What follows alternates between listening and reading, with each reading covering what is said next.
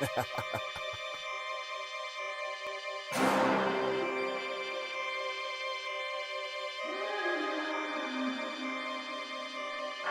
know y'all motherfuckers heard this shit before. Talk is cheap. Who the fuck you think you is?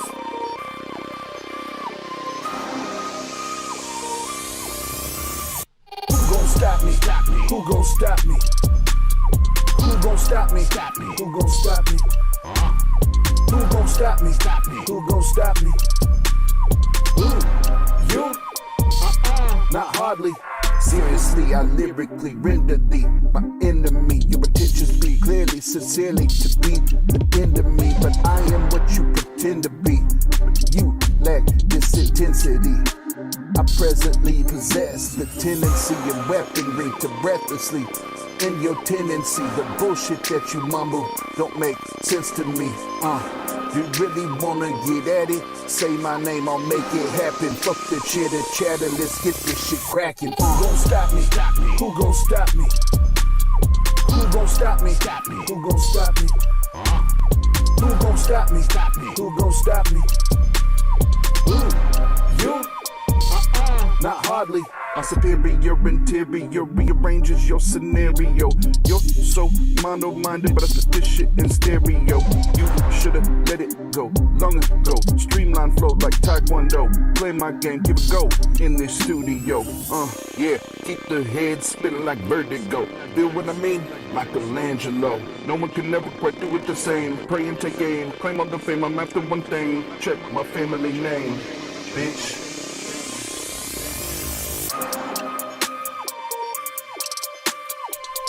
Stop me? Who gon' stop me? Who gon' stop me?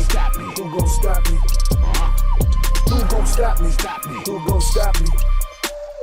Who? You? Not hardly.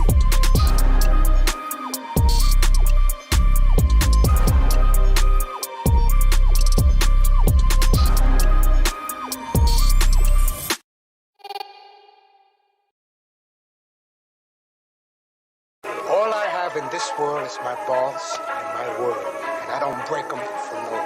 Do you understand? You need people like me so you can point your fucking fingers. I am the prodigy, probably an oddity, commodity to fuck up your psychology. I honestly, possibly, constantly body these fucking wannabes. I am the novelty, fulfillment of the prophecy. I am apostasy's atrocity, demonstrably an anomaly. Just check the verbosity of my anthology. What you want, I do this shit unconsciously. I told you after Devil's Night, I'm coming down swinging. Hit 'em with that boom and keep their heads ringing. Boom, I told you what I do. I told you what I do. Boom, I told you what I do. I told you what I do. Boom. I told you what I do. I told you what I do. Boom. I told you what I do. But you sleep? I told you what I do. What if I just switch the flow? Let the pieces fall, call it domino. I kill in force. Idaho, you the hoe. I know you know how to ride this boat. Rodeo. Like fuck with you a little, it'll ripple, cripple. But I give you this pickle. What am I trying to say? If A can beat me, then we can see it. And after that, yeah, you can get the D. Boom. I told you what I do. I told you what I do. Boom. I told you what I do. I told you what I do. Boom. I told you what I do. I told you what I do. Boom. I told you what I do. But you sleep? I told you what I do.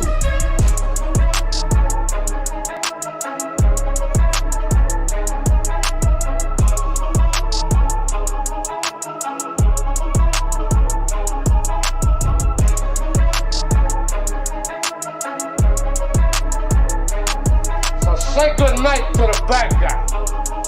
Come on. The last time you're gonna see a bad guy like this again, let me tell you.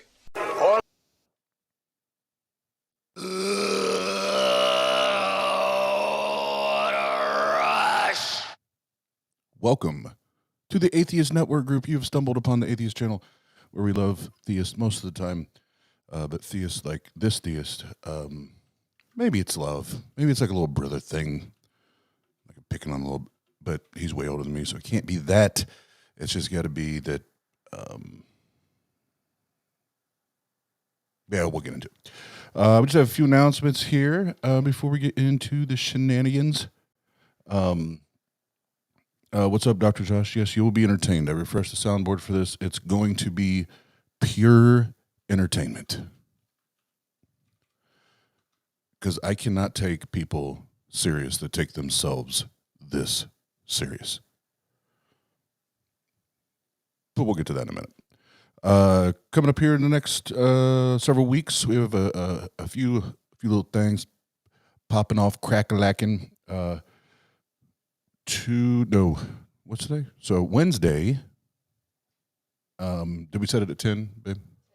Wednesday evening, 10 p.m. Eastern time. If you didn't see a couple nights ago, I'd seen the stream with Gnostic Informant, Pocket Locker, and I'm not sure if the other person, I mean, it's out there, so I guess it doesn't matter. But Cristi was on there, and they had a face-to-face, conversation with old Bobby, and I took issue with it for several reasons, which we'll get into Wednesday night. But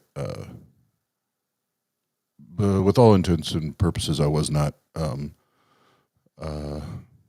sweet or sugarcoating anything. It was very blunt, and it was not necessarily an attack at them, but it was an attack at or attack of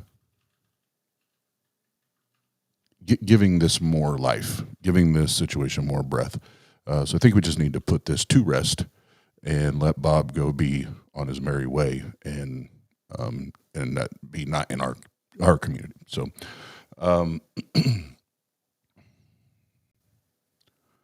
yeah, we'll get to that Wednesday. And then February 13th, which is tomorrow. I'm losing track of my dates. It was a crazy weekend, which I'll talk about here in a second. But the lovely, beautiful, intelligent, amazing Jenna will be hanging out with our friend, Beat the Colt. Nikki, if you aren't aware, if you're not, go subscribe.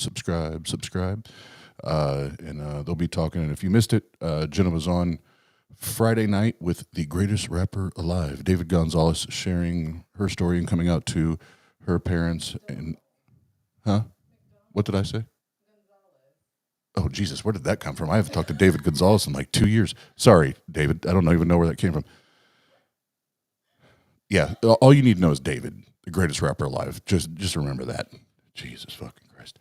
Yeah, go check that out on the David guy on his channel. And then we have two debates. One, for the most part, is locked in, but until we have everything, all the I's dotted and T's crossed. I will not share, but the specifics. But we do have two that are close to being nailed down and ready to go. So we'll let you know the details as soon as we have them.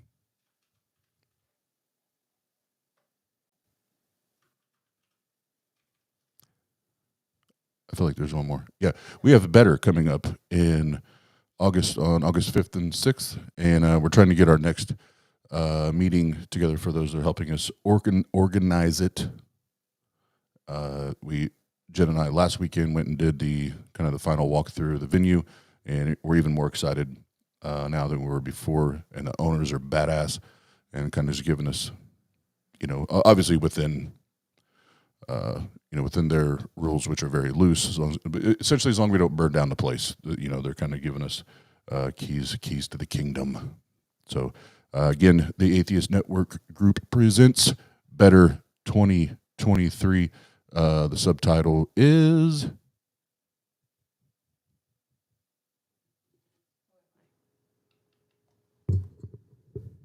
Who Am I? Who Am I? I'm not supposed to be on screen, but whatever. Hi, y'all. Okay, bye. I didn't say you couldn't be on screen. Never said that. But yeah, we have the skeleton built for the Eventbrite site to start ordering tickets and everything. So I'm hoping to get that knocked out here ASAP. But as we all know, trying to gather a bunch of atheists together is like trying to gather a bunch of wild geese, especially those fuckers that come from Canada. But yeah. And then, well, first of all, what's up, everybody? Chat. Thanks for hanging out. Yes, I don't know where there is a gentleman I used to talk to named David Gonzalez, but I haven't spoken to him in probably a year, 2 years, so I don't even know where the fuck that came from. What's everybody in the chat? So Pat just jumped in. Crystal, the homie Nightbot is here per the usual. Mr. Dependable. Virillion, Tina's in the house. Nitty, what up, Nitty? Nitty loves titties. And if I missed you, I apologize. What's up, everybody? And just to give everybody a little recap of the weekend, we had 2 concerts. They were badass. And I couldn't remember who it was Friday night that we were opening up for. I thought it was just a regional, like a more well-known name in the hip-hop world, but it was actually Dipset. I was like, oh, yeah, that's kind of a big deal. So we got to meet, we gained some very good connections, so to speak. And then in the green room, there was 2 guitars there, but they were acoustic guitars, but they were for props. And I was the only one in the building, well, in the green room, that knew how to play guitar. So I tuned it and, played basic bar chord riffs, whatever. And then for like 40, 45 minutes, like there's just a gang of people that were there for the show, other performers and whatnot, freestyling. So those are the, kind of quote unquote behind the stage shit that sometimes you remember more than the actual show itself. But that was badass. Then last night, DJ'd the entire event. And of course, Case Kane and I, it was Ernie's birthday, so he wasn't able to be there. But Case and I fucking killed the game. So it's a good weekend overall. And then we get back at it next weekend. And yeah, I think that's it for now. And just so you know, our drink music tonight is the Legion of Doom intro. So it is not Blame It on the Alcohol. It is not everybody in this bitch getting tipsy. It's not shots. It is the Legion of Doom intro. Because, and if you don't know why, you fitting to know why. So before we get started. What a rush!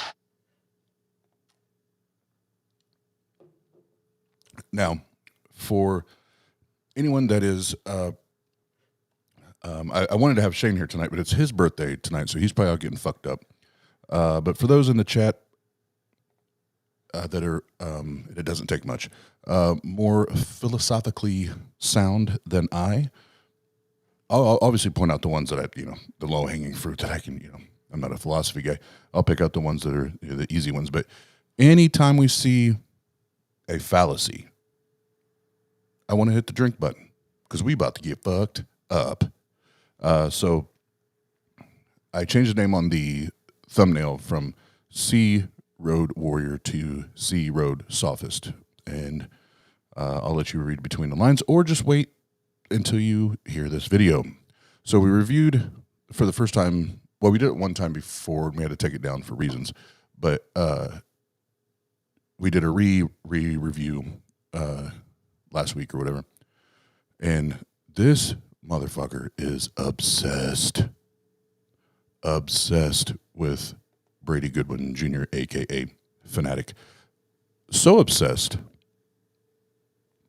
that it's either this week or next week, he's doing his 16th or 17th video just about Brady.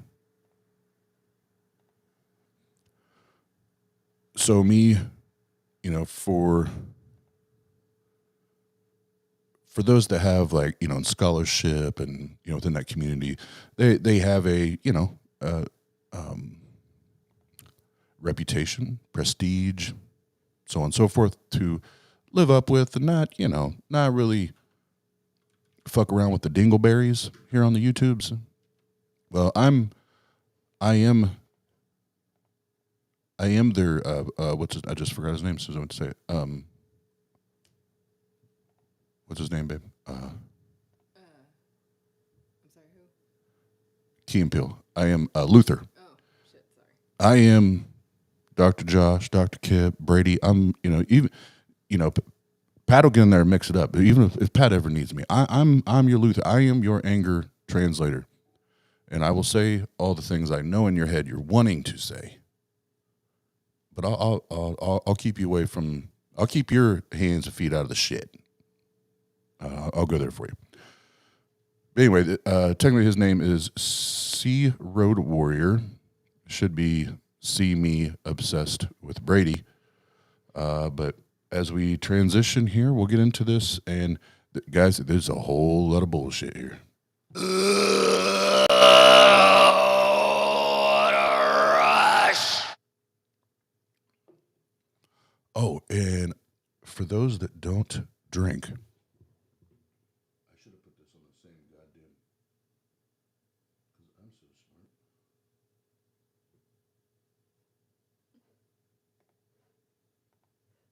smart. Hold on. I just refreshed it, so I gotta remember where everything's at. Where did I put the things?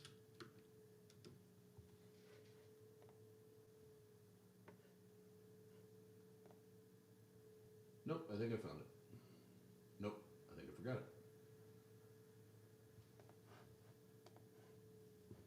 All right, never mind. I'll have it on there next show, but and I'll have it right next to my drink button, and it's the get out of it. How's it go? Smoke weed every day. So that'll be part of it. That way, you non-drinking, smoking sons of bitches, you can feel included in the shenanigans. But here we go. Let's hit play button, and this, yeah, it's entertainment. Oh, hold on, I got to speed it up. That's the thing. I'm glad I didn't do it yet. I have to remind myself to tell you guys this shit.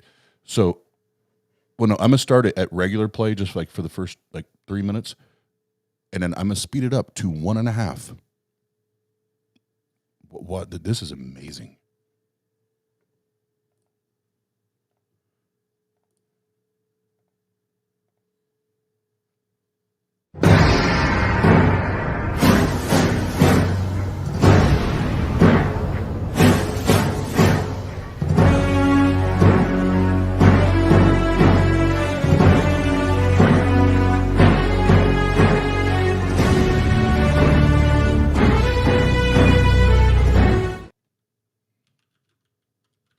Stupidest fucking intro ever.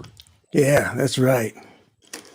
Christian Road Warrior is back once again. Yeah, you're the Road Warrior playing fucking Bill Goldberg's music. How many times I gotta say this? Why am I doing a better job at your intro, bro? I'm doing a better job at your intro. What a rush! Dealing with Brady, fanatic, You don't say. Goodwin, and his apostasy from the Christian faith. Apparently, he wasn't happy with being a fanatic for Jesus. Now he's a fanatic for Satan. Yeah, that's... Okay, here's... This could get dangerous. All right, so I'm not going to assign a drink to it. But we did. No, just keep in mind, these laugh tracks are stupid as fuck, and I think he just thinks he's way more funny than he actually is. But watch how many times he hits the laugh track button with that big old cheesy grin. But, and I'm sure he would disagree with that because there was no standing Satan figure in the Bible, in the Old Testament times, apparently, according to him. But we actually know better. We know differently. Now, as I've said before, there's so much, excuse me, No, excuse me. so much wrong with Mr. Goodwin's book. Rush! let there be gaslight, over 300 pages of him gaslighting us instead of what he's trying to argue. But it's amazing how ironic the brother's title is. All right, so we're going to get right into this because just to give you a little bit of background on what we're going to talk about today. I believe Brother AD might be coming through, so we'll talk with that brother. And a couple of other people might be coming through, but be that as it may. My concern is sometimes we jump to conclusions before we actually really research the topic or whatever. Let me give you an example, because I really feel like a lot of the names he's going to drop in here, a.k.a. Fanat or Brady Goodwin Jr., a.k.a. Dr. Kill, a.k.a. Dr. Joshua Bowen. Yeah, it only took him a day or two, man. It only took him a day or two to, change their minds and shit. A lot of times you will hear people like Brady and others, they'll argue about science. Science. And just to be clear, I'm not against science.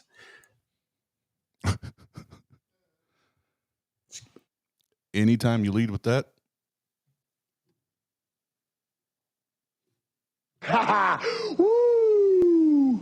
Excuse me. I don't know where that came from. The devil. But, hey, why are you laughing at that? All right.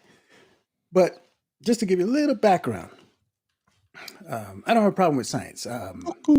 When I was very young, I remember getting a dictionary that had all these medical terms in it.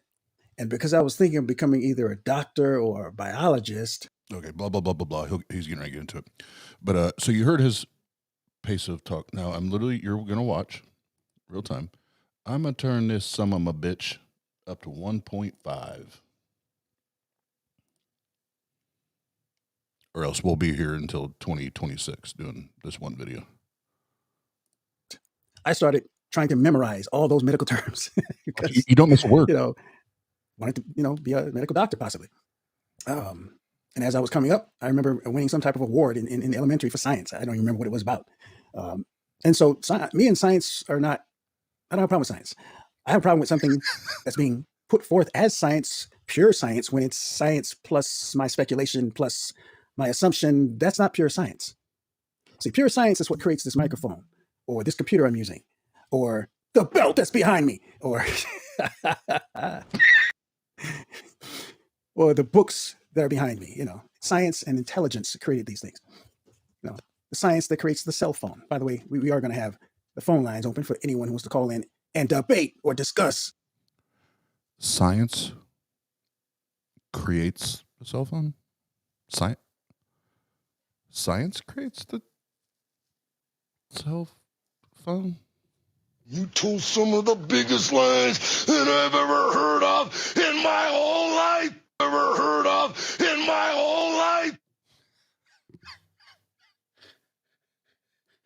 Things with the warrior.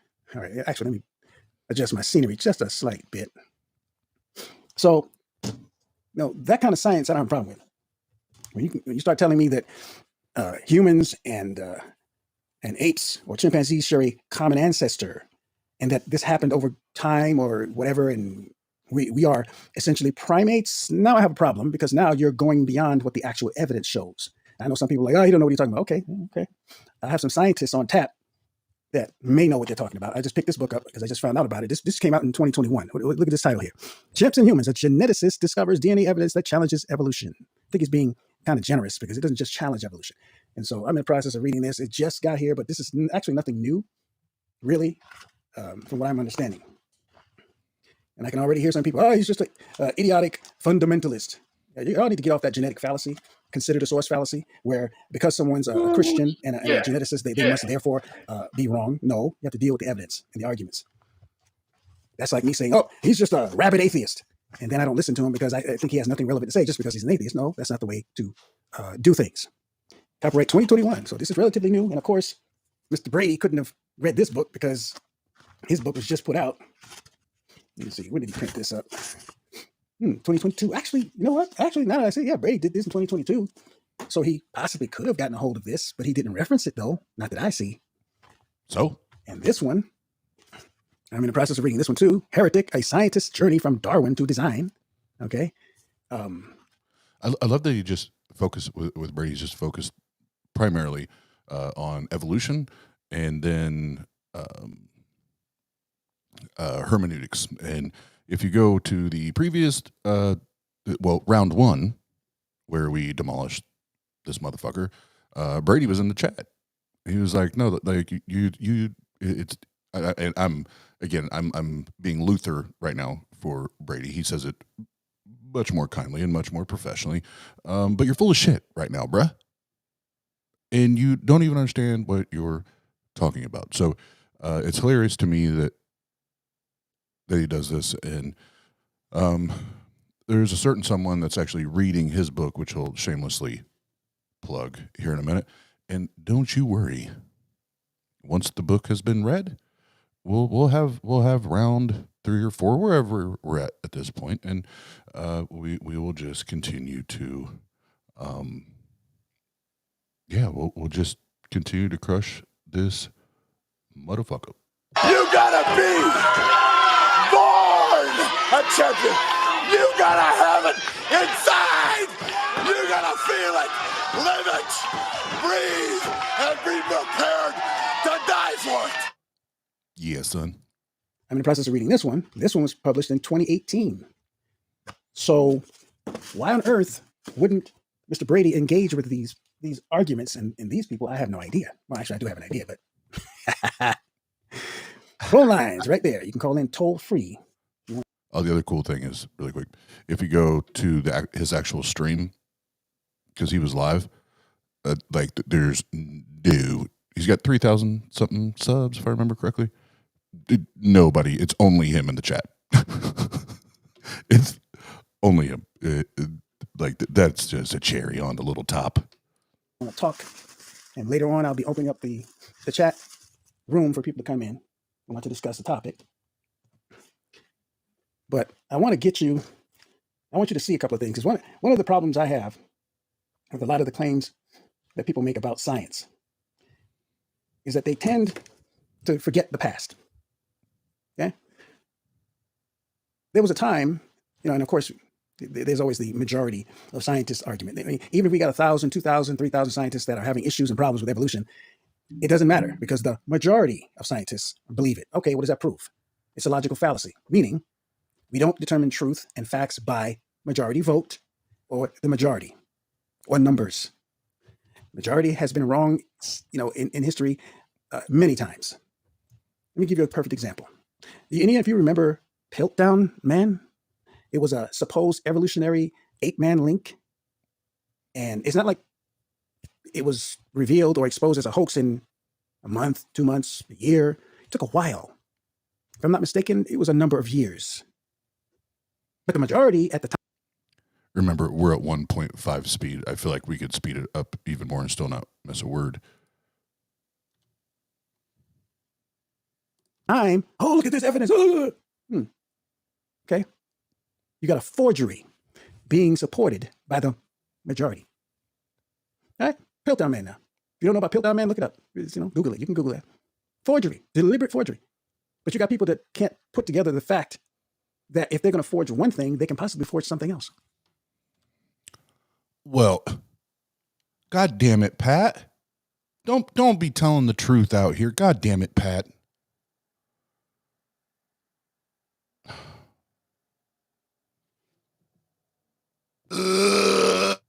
Didn't mean to hit that one. Bye, Felicia. Where'd my other one go? See, I have to relearn my soundboard now. This isn't going to be nearly as funny until I memorize where everything's at.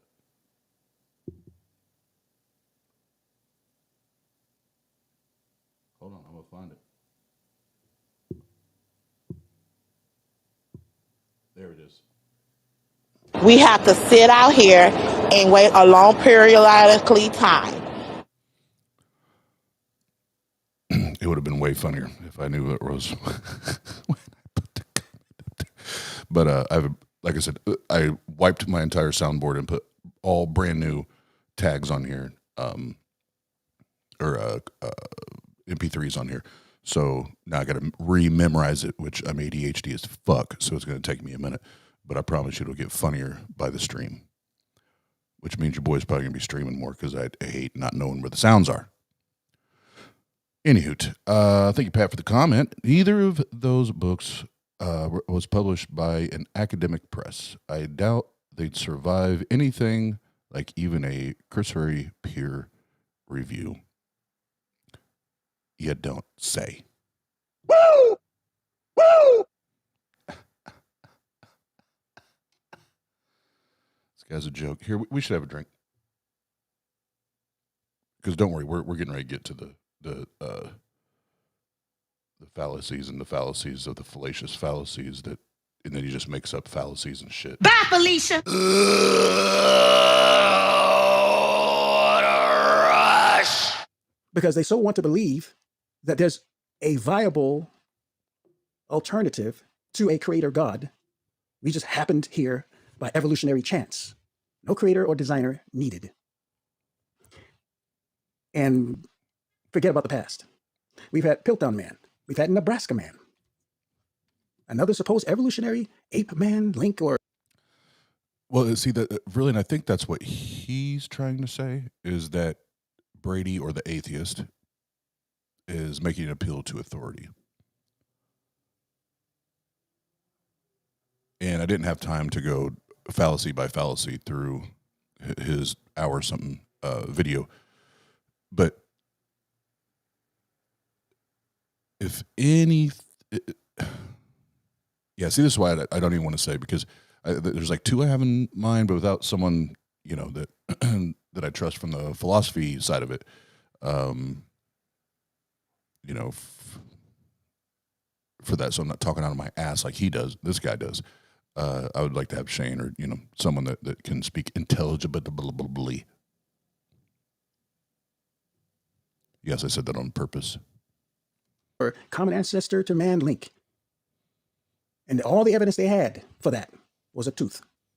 I mean, one single solitary tooth. And guess what?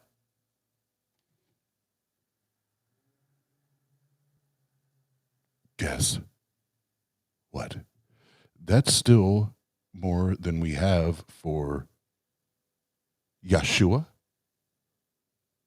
or Jesus. That one singular tooth. What a rush!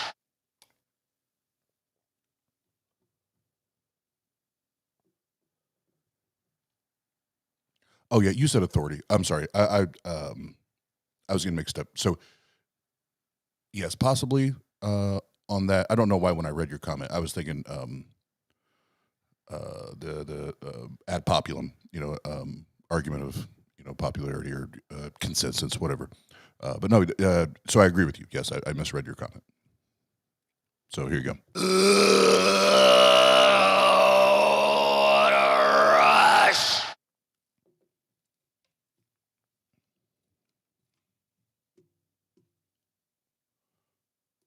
And later they found out it was the tooth of a freaking pig, not even a human being.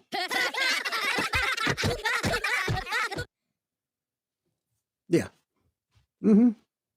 But you want us to blindly believe that as we go further along with this so-called evidence for evolution, that there's no problems, serious problems, no issues of bias, no issues of tampering and finagling and manipulating the evidence in order to come to a conclusion you've already drawn. I have a serious problem with that. And you should too. Now, let's get to Mr. Brady. And what he, in his book, believes and claims is proof that evolution... I thought you were already talking about Brady. I guess I missed something. Forgive me for misreading the title. Oh, no, I didn't misread the title. Biological evolution is true, and that we are primates, and that, you know, God is not even in the picture, apparently. And also, as far as like getting things wrong, being mistaken.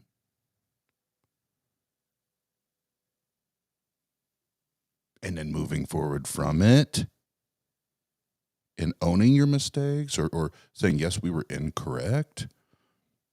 Remember that one time and that one book that's supposed to be like God inspired and shit, where God said he regretted creating us? Remember that one time?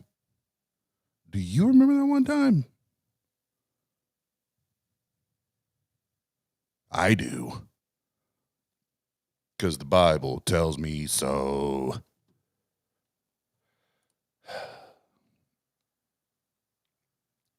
Pat, again, I really don't understand why people have a negative attitude towards science. Try and justify their position with really bad science.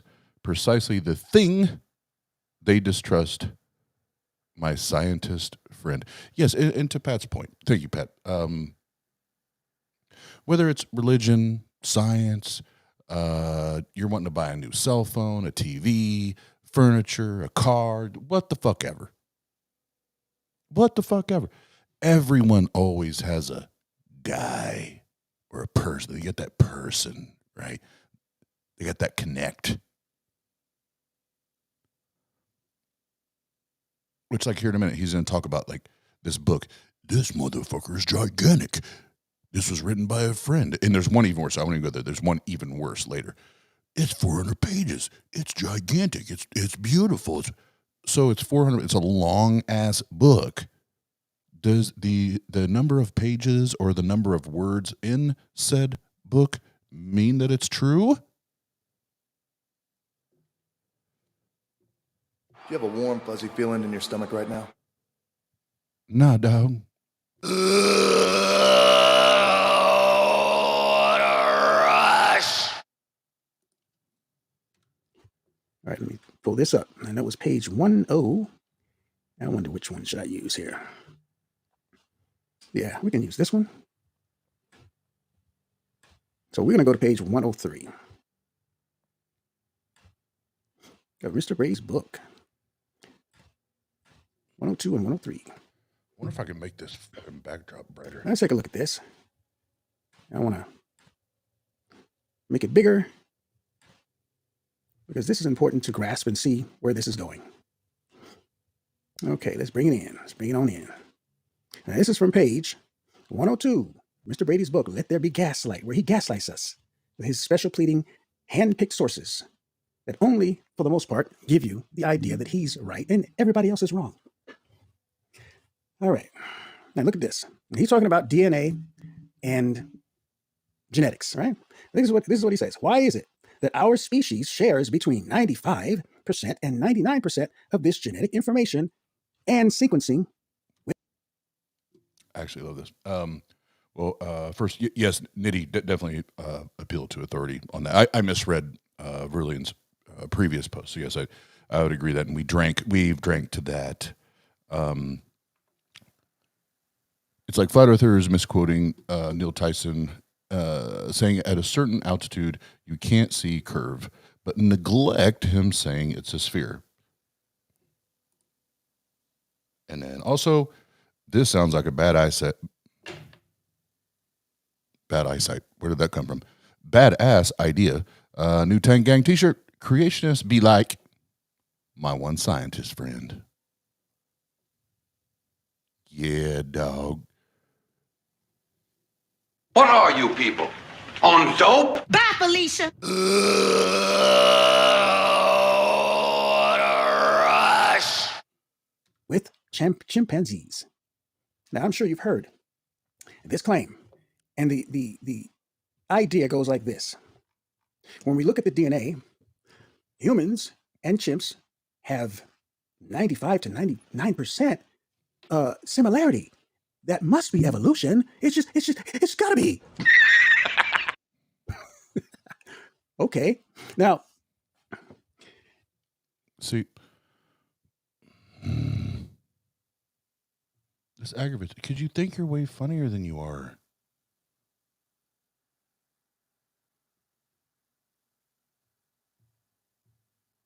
And I'm a master of this motherfucker.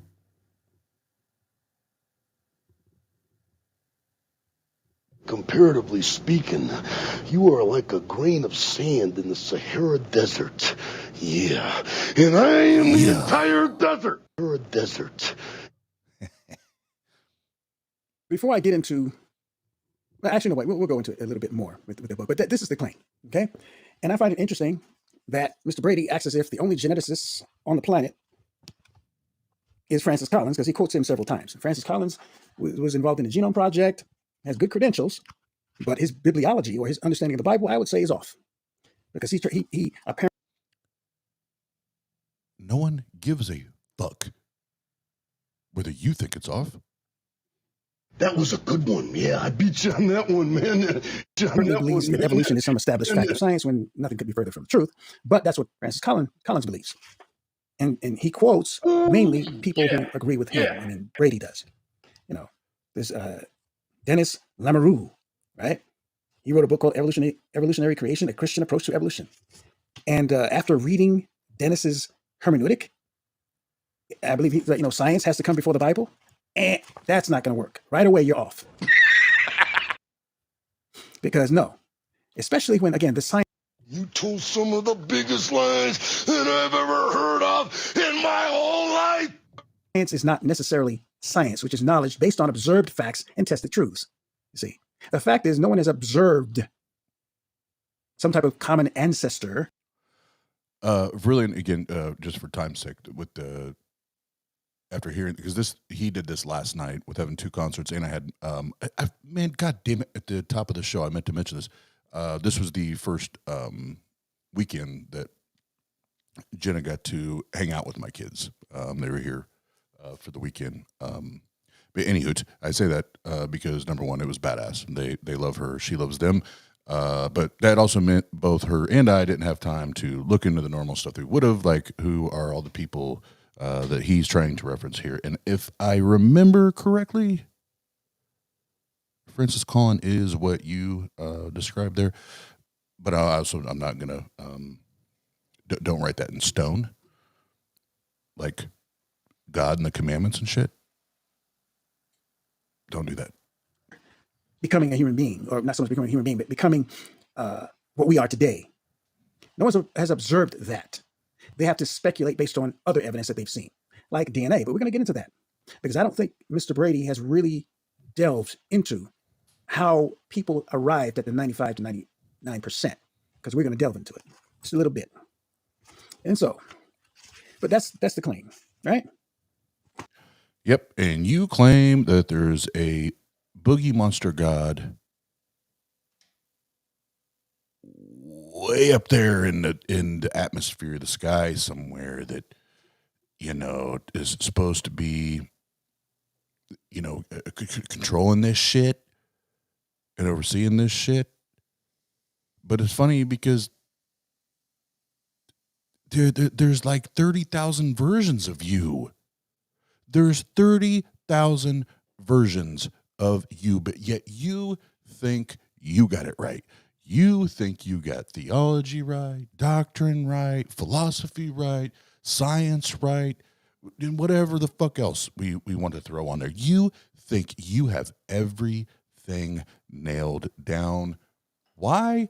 Because you're just another arrogant asshat theist that thinks he knows more than he does, and that's the bottom line, because Stone Cold said so. And then we can go to another page, right? I think it's the very next page. And then we'll take another look at Mr. Brady's claims. Take another look. All right, so we go to the next page over here. Page 103. Yeah, see, really, and I agree with you. Process of evolution. Process. Hold on, guys, 1 second.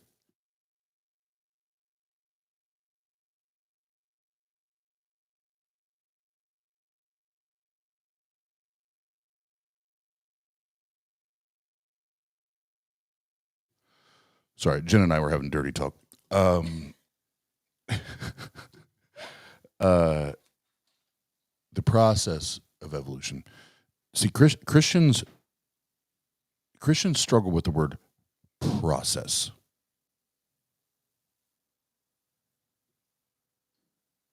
Why? Because their Bible tells them that God is the same yesterday, today, and forever, ever. So this whole process thing really fucks with their gray matter, right? It fucks with their gray matter because they're like, no, this isn't a process. At one point, I think it's in this video, don't quote me, but I believe it's in this video. He actually argues that the people that wrote parts of this text were far more intelligent than any of us in modern day. Like they were much more advanced. Something along those lines. Again, do not quote me, but I believe it's on this one. He refers to something like that, or sorry, something akin to that, or associated with that. Which I'm like, huh? Yeah, because reality. Yeah, I don't. What a rush! Right? Where Brady says, right here. Okay, hold on. Okay, hope you can read this. But that's not all. The high percentage of 95 to 98% shared DNA, including mutation. What up, hey, Ron? We just doing some WWF shit in here because why? I can't take this motherfucker serious because he takes himself way too serious. So I'm here to be Dr. Josh, Dr. Kill, and Brady Goodwin's. I'm here to be the Luther, the anger translator. Not even anger, just smart ass shit. With deleted or defective portions of gene sequences at the exact same location in the genome is almost equal between human beings, chimpanzees, gorillas, and orangutans. Okay? And so, basically, now he's going with this idea that he gets from certain people. Verlene, how dare you say that? Woo, woo, woo, woo, what? Woo, woo, woo, woo, what? Woo, woo, woo, woo, what? Okay. Okay, I think I moved a little too far. That's what she said. Okay, there we go. And as you can see at the bottom, this is one of his references. Francis Collins. The Language of God, a Scientist Presents Evidence for Belief. Okay? So that's the claim. And so, but what's interesting, like I said, we didn't hear from this guy. Mr. Brady, right? We didn't hear from him. And Mr. Brady apparently has no knowledge of this guy. The natural sciences know nothing of evolution. Dr. A.E. Wilder Smith, God rest his soul, great brother, 3 doctorates in science. I didn't know you could have 3 doctorates in science, but this guy had 3 doctorates in science. But what bothers me a lot is how people act as if this is just a wacko fundamentalist. But he has 3 degrees in science, though.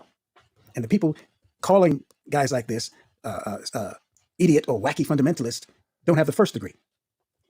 A lot of the times, of course. But that's another story. But let's get to another video. All right. Well, actually, another video. Let's get to a video. I want you to see this. Just to show you once again the basic claim that people are making. Okay. I had to. Let's get it on. Let's go. All right. So, CROADSOPHIST, you may. I think part of your problem is because you're much older than I am. Much older than I am. Part of your problem may be that you can't see the buttons and you can't see the print and shit on screen. So I had to take off the goddamn sunglasses so I can see the goddamn letters and words on my soundboard. So I'm going to guess you probably read the Bible and you read the rest of these books with your sunglasses on, I think it's fucking with you, bro. I don't think you're reading this shit clearly. So take them goddamn motherfucking sunglasses off. And by the way, I've noticed that in every stream you've done about Brady that I've seen so far, you should probably wash that shirt. Like run it through the wash because you wear the same shit.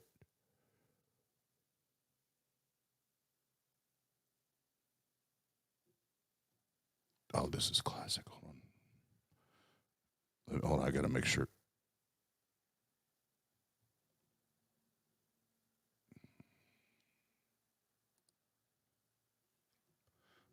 Thank you. Brilliant says he reads the Bible in the dark with sunglasses on. Oz. What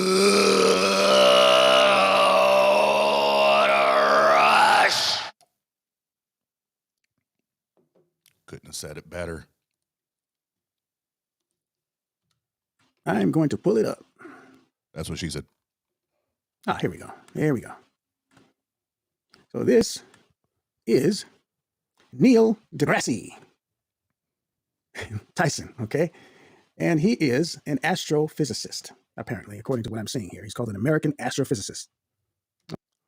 What the? See, okay, so I'm going to do a couple things here. So everybody just chill out. Hey, kick your feet up, chill back. We're going to do a little something.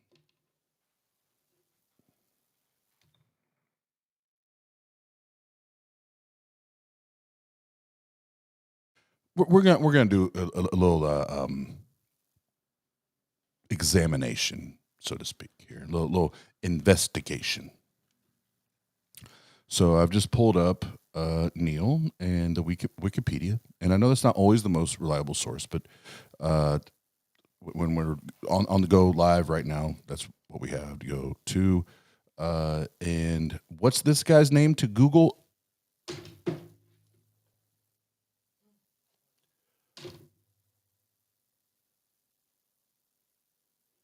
Know your role and shut your mouth.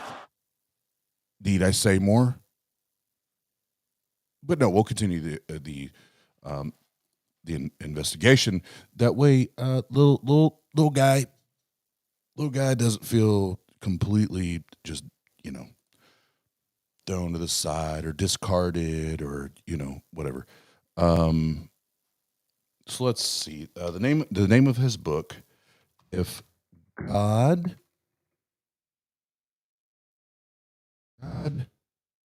heals your eyes,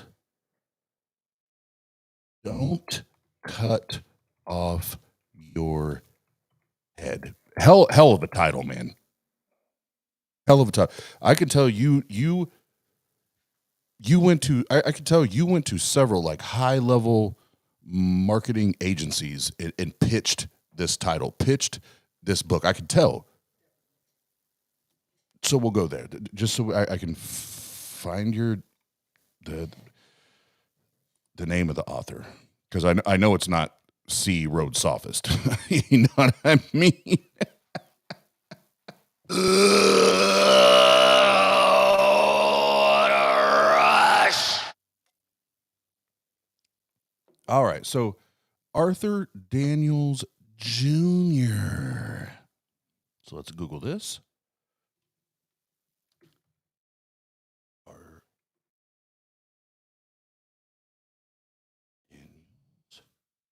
Jr.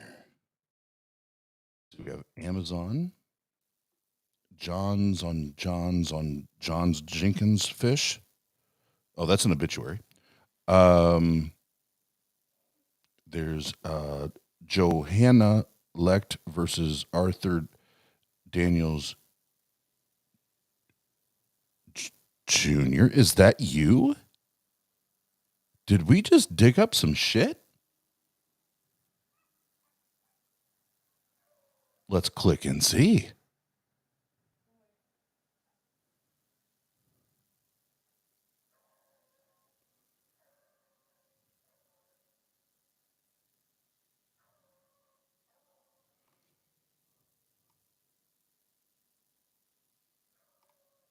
Hey, babe, will you also Google his name and just see if he had any? Because later in the video, he already said it once, but he says it again about getting into some type of medical science. Because there's something here, and I don't want to speculate. So, let me send you this link. Interesting. It may be nothing at all, but interesting. Dun dun dun dun dun dun dun dun dun dun bum bum bum bum bum bum bum bum. What? I hate Facebook Messenger sometimes.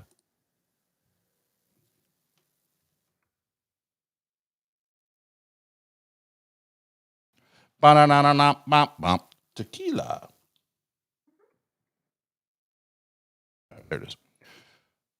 All right, so I just stumbled upon that. We'll see. I'm 100% speculating at this point, but let's continue to go.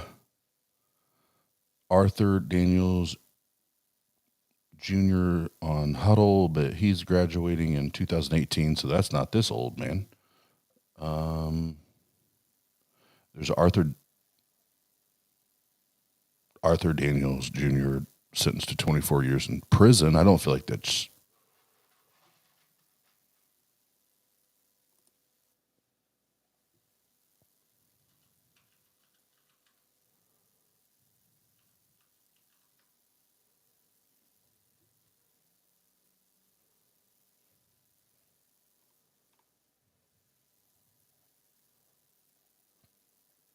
I'm going to send you another link.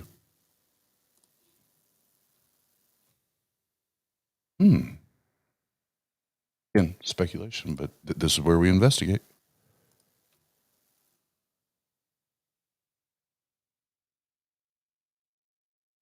Proceeding this evening. Okay, so the rest of it is actually to do with that. I don't know if it's this person or not. Like I said, but it's worth investigation. Considering there's a couple people that private messaged me, was like, "Hey, this guy disappeared for a minute. Like he went away for a minute, and all of a sudden he's back, and he's like trying to call out, all of these apostates." So it's worth doing the legwork. It's worth doing the legwork. But for this conversation, so I'll stop that there. For this conversation, the bottom line is as soon as we pull up any of the names we talked about, especially we're talking about Neil right now, Neil Tyson. The fact that you're going to try to go titties. Is Nitty still here? Nitties and titties. You're going to go or attempt to go tit for tat with Neil, and now that we've explored your lack of presence anywhere, let's just get to the career of Mr. Tyson here. I mean, where do we start? Where do we finish? I mean, this dude is decorated in achievements. I don't even want to read through all this. Like it's ridiculous to even say that this dude isn't gonna know what he's talking about. But let me see if I can get to where it lists his credentials here.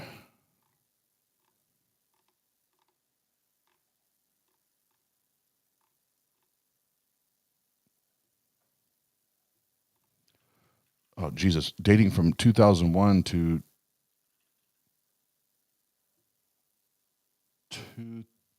yeah, 20. It says 2020. He's gaining awards, honors from 2000 to 2010. Honorary doctors dating back to 1997 all the way through 2018 from the likes of York. fuck. There's a ton. I'm not going to read all. Like there's a ton. So it starts with York and ends with Yale. Let's say that. There's tons in between. Yeah.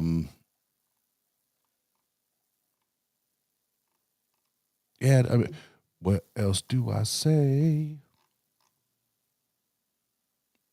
So while you try to make your appeals to authority, then we'll just shoot back, clap back with ours, because ours are actually have received peer reviews. They've been scrutinized, scrubbed, washed, questioned, examined, and been told, no, go back and refine your shit.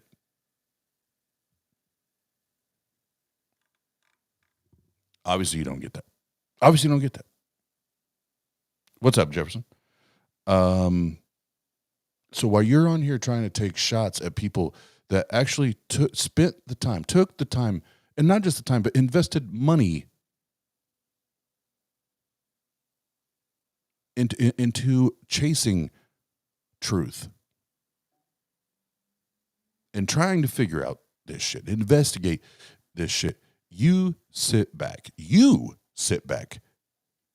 as a Monday morning Christian quarterback, and you want to say, well, because so-and-so said something, it must be true. And we'll get to that here shortly. But before we do, what a rush!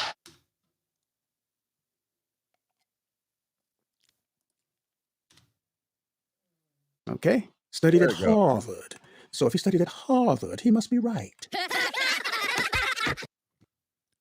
Just really quick, I will much.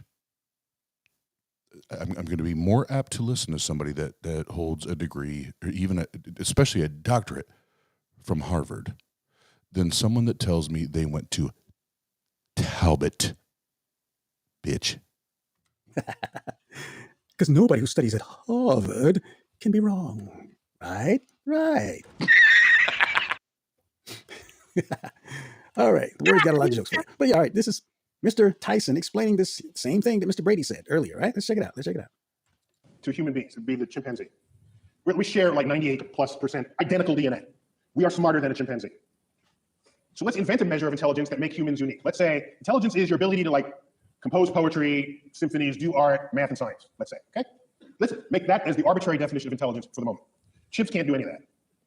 Yet we share 98, 99% identical DNA, okay? The most brilliant chimp there ever was maybe can do a little bit of sign language. Well, our toddlers can do that. Toddlers. So here's what concerns me deeply. Everything that we are that distinguishes us from chimps emerges from that 1% difference in DNA. It has to, because that's the difference. The Hubble telescope, that's in that 1%. Maybe everything that we are that is not the chimp is not as smart compared to the chimp as we tell ourselves it is. Maybe the difference between constructing and launching a Hubble telescope and a chimp combining 2 finger motions as sign language, maybe that difference is not all that great. We tell ourselves it is, just the same way we label our books optical illusions. We tell ourselves it's a lot. Maybe it's almost nothing. How would we decide that? Imagine another life form that's 1% different from us in the direction that we are different from the chimp. Think about that.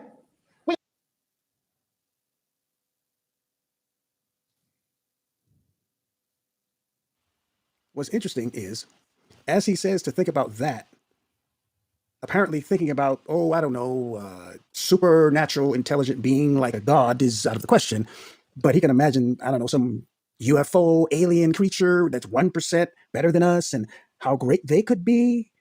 Notice the selective imagination right here. And then I'll come back and do some commentary on what he's saying.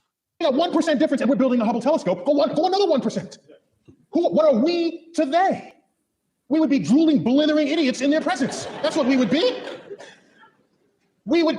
Notice all this imagination, but not about a supernatural, super intelligent being like a god.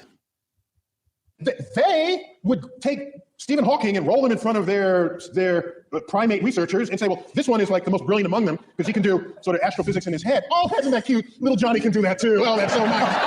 Oh, in fact, Johnny just did that. Let me get it. It's on the refrigerator door. Here he is. He did it in his elementary school class. Think about how smart they would be. Right. So I find it very interesting that Mr. Degrassi can imagine, I don't know, some beings or being somewhere that can be 1% in DNA higher than us and just be so far ahead of us. And I'm like,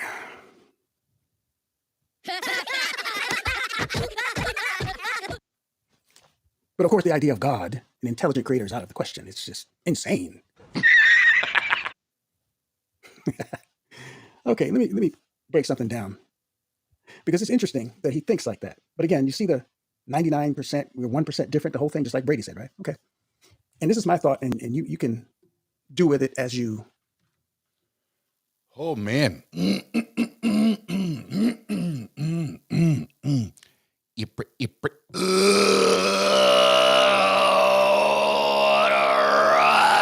Now we finna get saucy. Now we finna get saucy, because guess what, Christians, when you read your book, most of you, I can't say all because I've not talked to all Christians, but most of you that I engage with, you believe that you're supposed to live by the book. You're to live according to the scripture.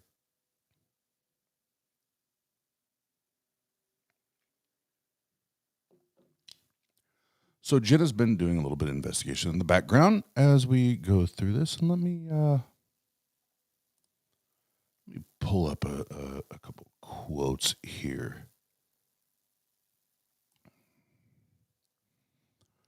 Give me un momento, so I can share the screen. That way you're not just taking my word for it.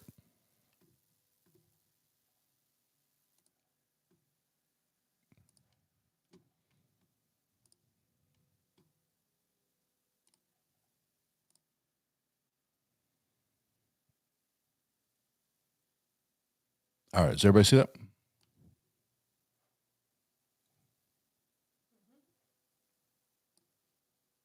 All right, everybody sees it. Mr. Indoor Sunglasses is a raging. So we have a raging atheist, right? And I'm being playful right now, but we have the raging atheist. This is the sunglassed, idiotic,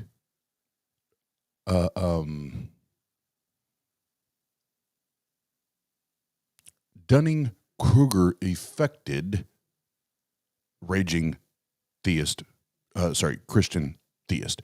He's batshit fucking crazy. And pardon me while I look to the side, because the print on my other monitor is a little larger. And I can see it and read it better. So the first one, We Are Legion 2009. This is from C. Road Warrior. No, you can't win. As I pointed out in this video, I don't care what website has been informed about whatever you think is epic failure. You guys still don't get the fact that you don't know copyright law, blah, blah, blah, blah, blah. That's leading to this where they were talking about, him wanting to remove channels and cancel people because they're atheists. This is when it gets more egregious, in my opinion. Again, We Are Religion 2009, which is the same person we're talking about. Thanks for being stupid enough to give me documented evidence of your buddies and their criminal activity. Criminal activity? Oh, do you feel persecuted? So that if and when something does happen, you get what's coming to you in more ways than one. You punk cowards can't make videos and respond like others, so you want to hack and do other illegal things. you will try an epic fail. I am not whoever that person is. And if you were in my face, you'd also find that out. So I got questions. But let's read more. For violating the community rules of YouTube with your comments, say goodbye to your account. You will be reported by me and my friends. Silly. And then again from the Warrior, to all the Warrior haters who know nothing about law, lol. Talk is cheap. And so are your ridiculous words and silly comments. You will reap what you sow. Count on it.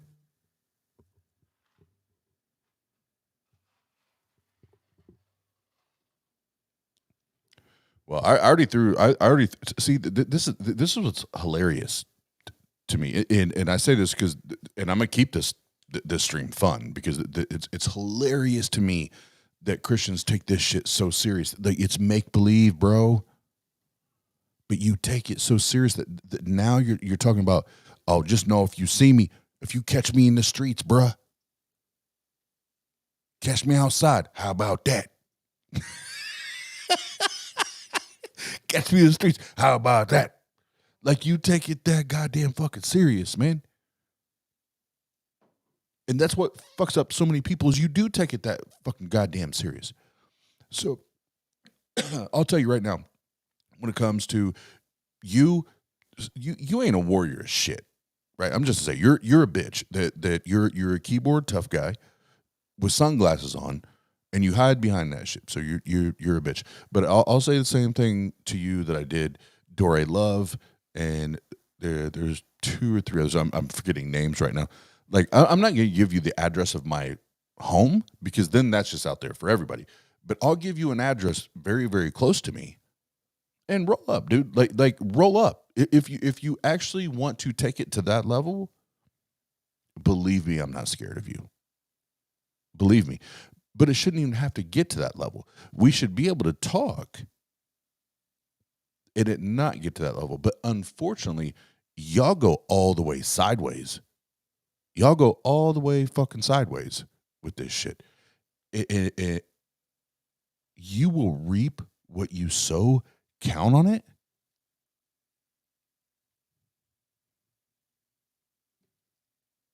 I mean, how else is a person supposed to take that? What a rush! Back to the Vigia. Back to the Vigia. Uno. No. Un. I learned that from Shane. Un momento. Please, in terms of thinking about it, but it's something to think about because I thought about this. I said to myself, okay, my mic looked a little funny there, but I said to myself, okay, let's assume that we are 98, 95 to 98 to 99% identical with chimpanzees. Let's assume that figure is 100% correct. That presents a problem because if that is the case, we're so close. Why isn't there a society of chimps somewhere doing the exact same things as us? What do I mean? Guys, here's the thing. We are... What's that? How far does that say we're into it? I'm on the marker right now. God damn it! It's not like we're not. Let's say this: we're not even halfway through. So, and we've been streaming for an hour and 14. What was it? 20. That's it.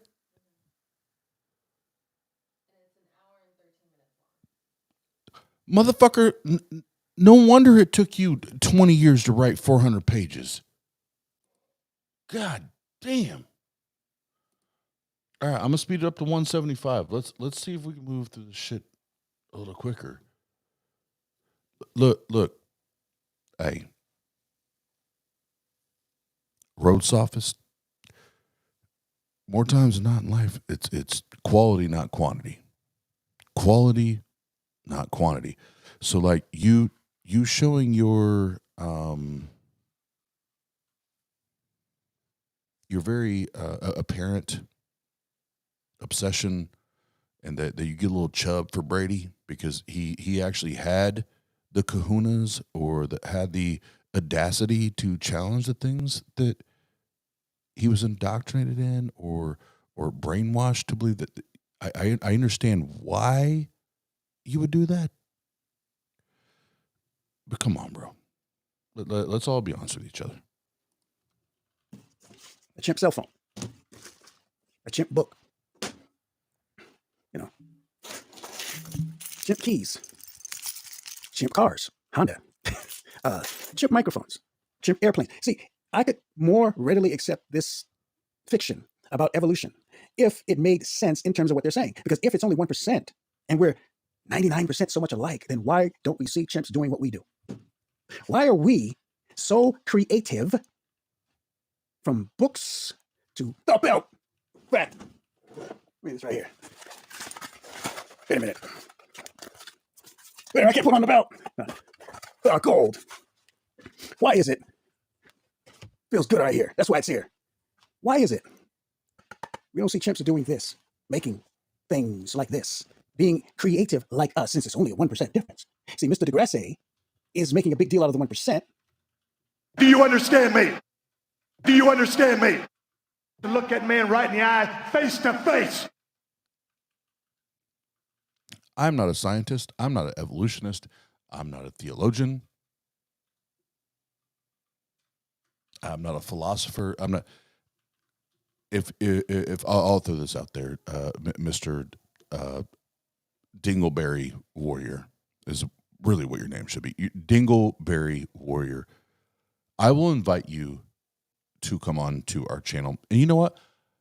As much as I would love to have Dr. Josh and Dr. Kip and have Brady on here, I would love to have you come on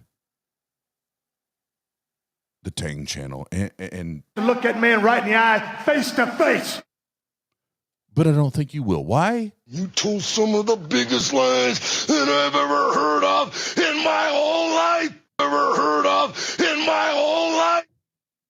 Yeah. So if you want to take me up on it, I'll go mono. I will debate with you because your shit is so outdated, bro. This is light work.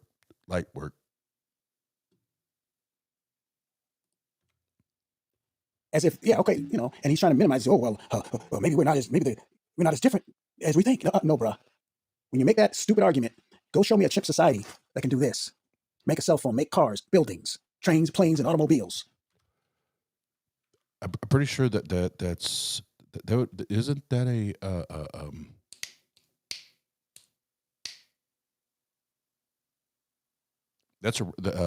that's a red herring, right?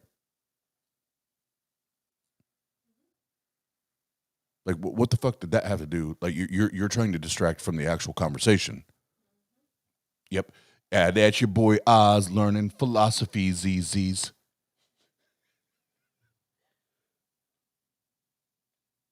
Woo!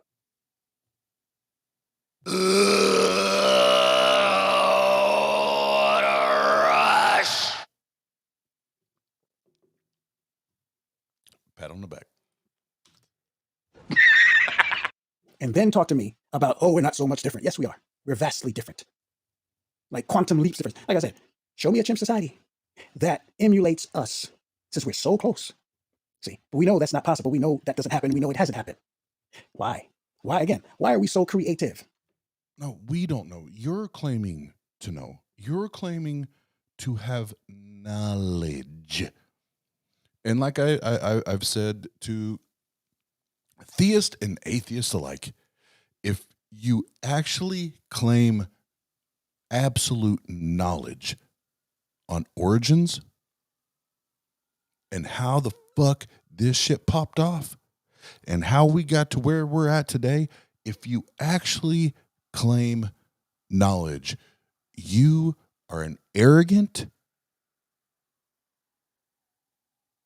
delusioned idiot, because none of us know.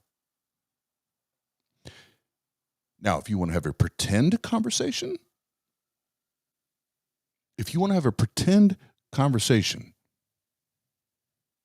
then I'll entertain, for kicks and giggles and shits and giggles, I'll entertain your argument. But there's no way that you know. Sorry, not sorry. Well, I'm going to show you why. Put it right on the screen, so you can see it and understand.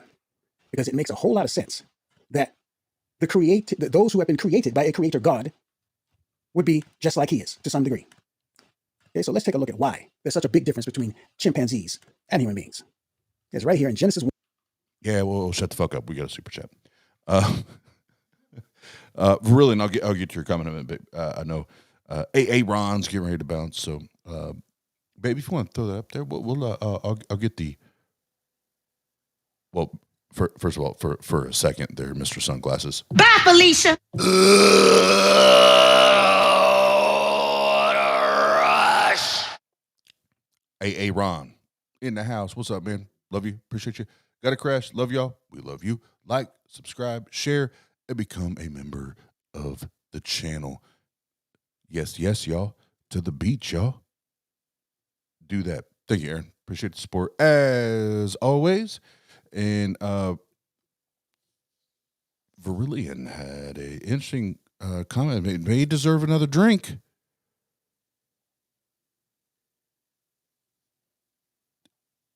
Am I pulling it up?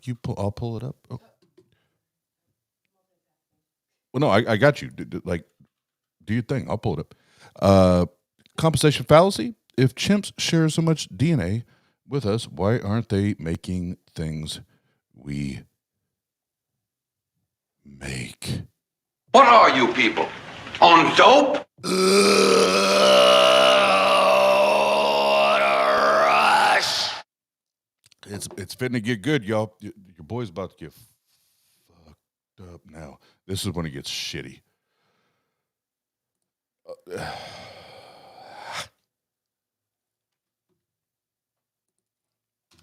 126. Right there. You see that? Then God said, let us make man in... So hold the...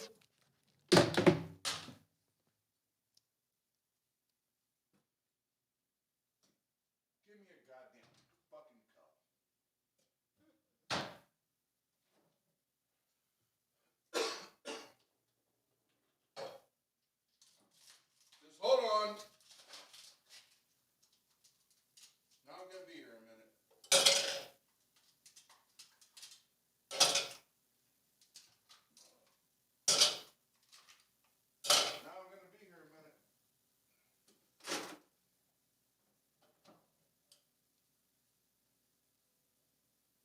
Gonna be here a minute now. You fucking dumbass.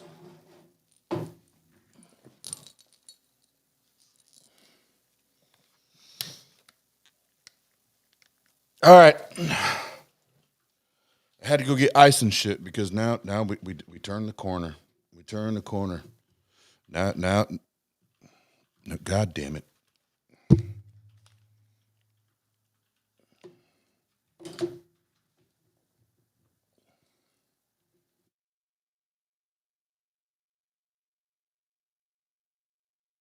God damn it. All right. Okay. So let's go. Let's go back 10. How do I do the 10 seconds on screen? Yeah, I know how to do it on my cell phone, but it's not letting me do it here. So we'll go here. It's like he is to some degree. Okay, so let's take a look at why there's such a big difference between chimpanzees and human beings. It's right here in Genesis 1:26. Right there. You see that? Then God said, Let us make man in our image, according to our likeness. Let them have dominion over the fish of the sea, over the birds of the air, and over the cattle, over all the earth, and over every creeping thing that creeps on the earth. You motherfucking idiot. You motherfucking idiot. Who is us? Who is us? Bye, Felicia. What are you people? On dope? Know your role and shut your mouth.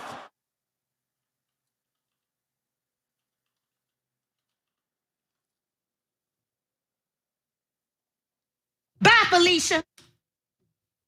Okay? A creator God, the creator God of the Bible, made us. And that explains why we're so creative. Books, poetry, music, all of these things that a chimp simply cannot do. Hold on, I need a beat right now. Circular reasoning works. Why? Circular reasoning works. Why? Because of circular reasoning. And then all of a sudden, all of these things mean shit to me. Why? Because circular reasoning works. It's a very insulated, very protective way to view reality in life. When you've been indoctrinated, you've been told that this shit's fucking true.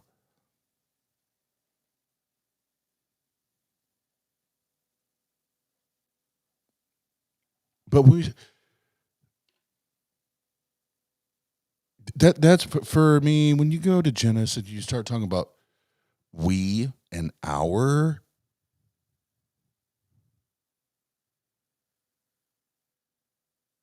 That's not in the Old Testament, bruh. That's even what Stephanie said. It can be plural, but all of a sudden we end up in this Trinity thing where no one knows and can explain who's who and what whose role is, because if there's a father, then he's the creator, and there's a son, but that would mean the son is less than the father, but the son is equal to the father. Then there's this weird ass fucking Holy Spirit guy that shows the fuck up. And I guess he's the third wheel, but even being the third wheel, he's still equal to the Father and the Son. So I don't know, is the Holy Spirit adopted into this shit all of a sudden? That's what it looks like. It's like all of a sudden, well, we need this Trinity thing to work, so we're going to adopt you into this.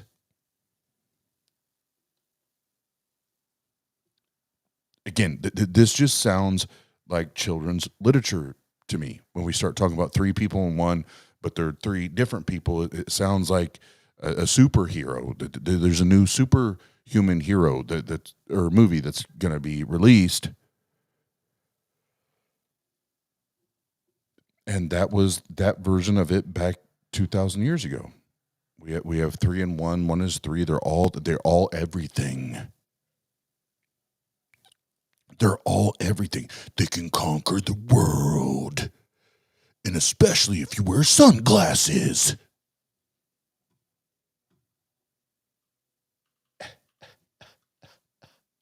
Bye, Felicia. What a rush. And this explains why man is so creative. And I've even thought, if we can do all of this as a sinner race, what could we have accomplished if we weren't sinners, if we weren't depraved? It just blows my mind to think, like, the greatness of the civilization we have, although, of course, we got problems, but with all the things we can do, with all the inventions, we have cars that can drive themselves now. I've even, experienced this personally in a Tesla, Uber. Guy drove me to LAX and wasn't driving, the car was. All this technology. Show me a chimp that can build a Tesla, and I'll believe in evolution. I'll tell you that right now. Simple as that. You show that to me, I will take my Bible, I will throw it, I'll burn it. I will take every Bible I have, every book on the Bible, whatever. I will get rid of everything. You show me a chimp that can build a Tesla. Because you have to show me that. But of course, we all know that's not happening. So, and why is it not happening? Because we are not descended from no common ancestor to the apes. And like I said, I know the claims, but anyway, let's look at some basic facts. Like I said,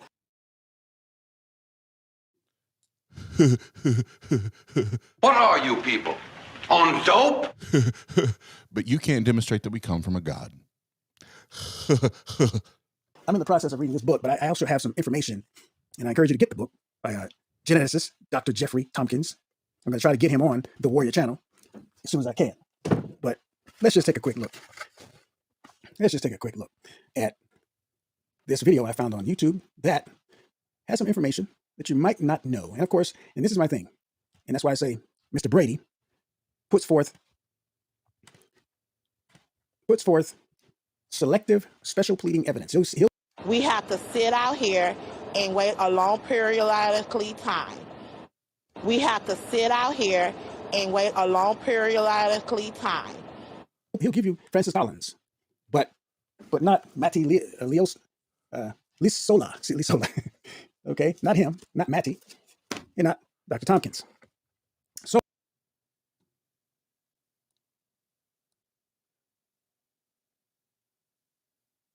we have to sit out here and wait a long periodically time. We have to sit out here and wait a long periodically time. You gotta be born!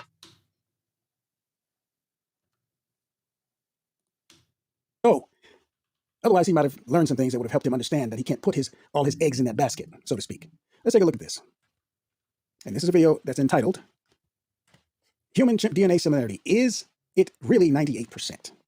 Let's take a look at this now. Chimp DNA overlap by 98 to 99%. Okay. The idea that human and chimp DNA overlap by 98 to 99% has been widely used to promote the idea that humans... And as we listen to this, just keep in mind, this is from Genesis Apologetics. Genesis Apologetics.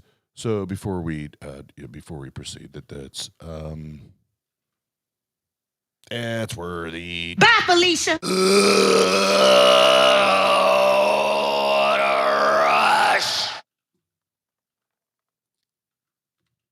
and chimps shared a common ancestor millions of years ago. But have you considered how they came up with this estimate? For starters, let's look at the size of each genome. While estimates of the exact size of our genome has varied over the years, the last count has it at 3.097 billion base pairs. But the chimp genome is much larger, at 3.231 billion. This means that chimps have at least 130 million more base pairs than we have. That makes their genome at least 4.3% larger than ours. So how is it possible that our DNA is 98% similar to theirs when the chimp genome is actually 4.3% larger than ours? Right out of the gate, you can see there's something wrong with the sweeping 98% estimate that's frequently used. They came up with this figure by cherry-picking only the sections of our DNA that overlapped with theirs. One of the things that not many people know about this study is that large sections of DNA from both the human and the chimp genome were left out when making this comparison. Let's see how Minute Earth, a secular training site that holds to an evolutionary perspective, describes it. When researchers sat down to compare the chimp and human genomes, the single-letter differences were easy to tally, but the big mismatch sections weren't. For example, if a genetic paragraph, thousands of letters long, appears twice in a human scroll, but only once in its chimp counterpart, should that second human copy count as thousands of changes, or just one? And what about identical paragraphs that appear in both genomes, but in different places, or in reverse order, or broken up into pieces? Rather than monkey around with these difficult questions, the researchers simply excluded all the large mismatch sections, a whopping 1.3 billion letters in all, and performed a letter-by-letter comparison on the remaining 2.4 billion, which turned out to be 98.77% identical. So, yes, we share 99% of our DNA with chimps if we ignore 18% of their genome and 25% of ours. Wow, ignoring 18% of the chimp genome and 25% of the human genome. That's a lot to ignore. In fact, this represents hundreds of millions in each side of the comparison. Could the sections they left out be responsible for coding most of the obvious differences we see between humans and chimps? The video explains. And there's another problem. Just as a small tweak in a sentence can alter its meaning entirely, or not at all, a few mutations in DNA sometimes produce big changes in a creature's looks or behavior, whereas other times, lots of mutations make very little difference. So just counting up the number of genetic changes doesn't really tell us that much about how similar or different two creatures are. It certainly makes sense that just counting up the number of genetic changes doesn't really tell us that much about how similar or different two creatures are. Indeed, human DNA and gene-level comparisons are frequently made to other mammals, such as mice, cows, and even dogs with high levels of overlap. And we are obviously quite different from these animals. All right, just wanted to stop it there. Now, did you see what I saw? It seems like people are playing games with the evidence, playing fast and loose with the evidence. Now, I'm not going to pretend to be a scientist, but again, other people are scientists.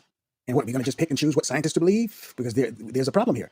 It can't be 95 to 98, and then later we're going to see that the number drops. Okay? And yeah, I know. The claim that it's all fundamentalist. No, it's not. And again, drop the genetic fallacy. It's not, let's use some real solid reasoning here. Okay? Let's deal with the evidence, not impugning character. That's another problem Brady has. Instead of, he'll impugn the character of the translators, like they're translating to avoid a problem instead of them just trying to translate to be accurate. I noticed that about him in his book. So anyway, let's get back to the video. But hopefully. All right, so Jen has been doing the research in the background. And Mr. CROADSOPHIST But what's problematic is you literally have built and insulated yourself within this echo chamber.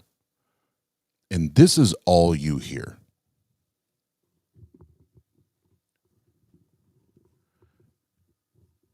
Jesus, Jesus, Jesus, Jesus. Save, save, save, save. Jesus, Jesus, Jesus. Save, save. God, God, God is real. That's all you hear.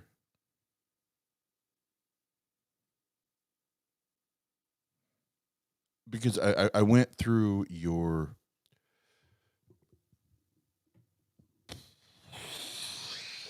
I'm not even going to say scholarly. I finally saw your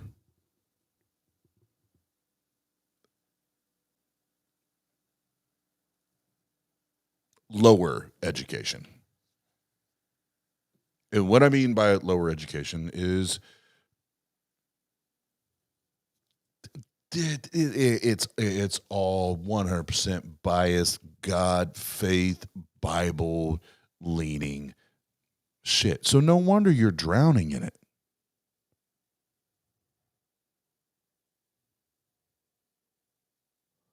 No wonder you are drowning in this bullshit. Because that's all you consume. Like everything that's listed as far as your, and I use this very, very loosely, y'all, your scholarly achievements have all been wrapped around and even within this echo chamber that God, God, God, God is real. Jesus, Jesus, Jesus, Jesus, die, die, die. Like that's all you hear. That's all you hear. That's all you, at this point, this is all you know. So I'm here to kick the hornet's nest. I'm here to kick the hornet's nest. Bye, Felicia.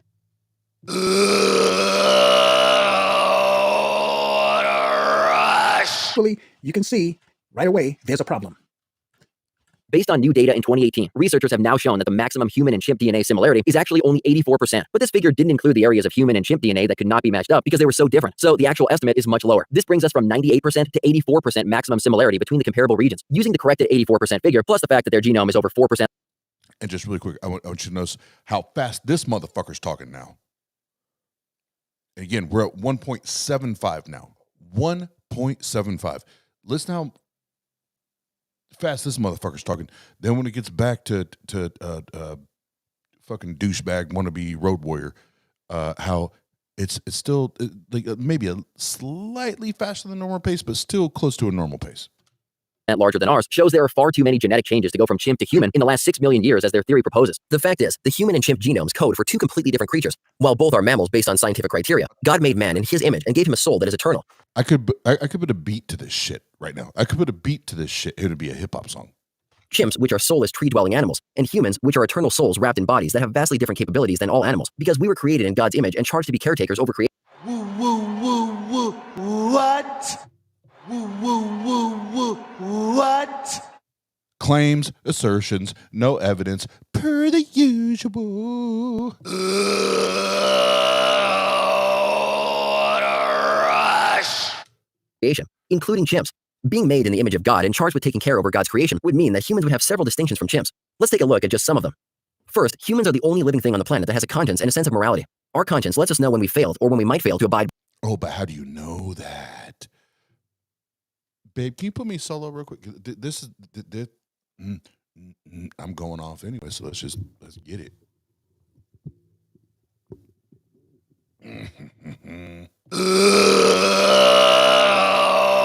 What a rush! I think Christian theists, especially in America,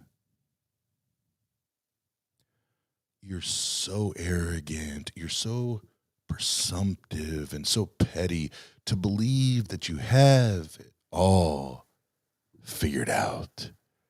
That we are the only creation on this planet that has a soul. That will not partake in this eternal bliss that is referred to as heaven. What if, Christian theists? Because remember, you're... What are you people? On dope? You serve a God that's omni-fucking everything.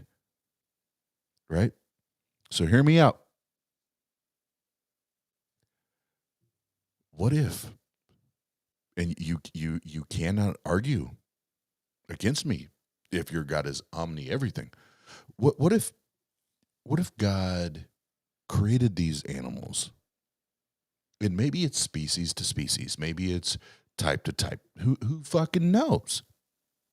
But what if God created it where we as humans, we have our own language? If this God is real, I don't believe this, but if this God is real, we have our own language and our own interpretation, how we can or cannot dialogue or connect with or understand that this God has the ability to speak with us. What if that same omni-everything God has a completely different frequency, a completely different channel to communicate with feline, with whales, with fucking line them up. Like we talk about monkeys, with what if he has his own little way, his own language or vehicle of communication with each and every species or type or whatever? Like, who are you to say?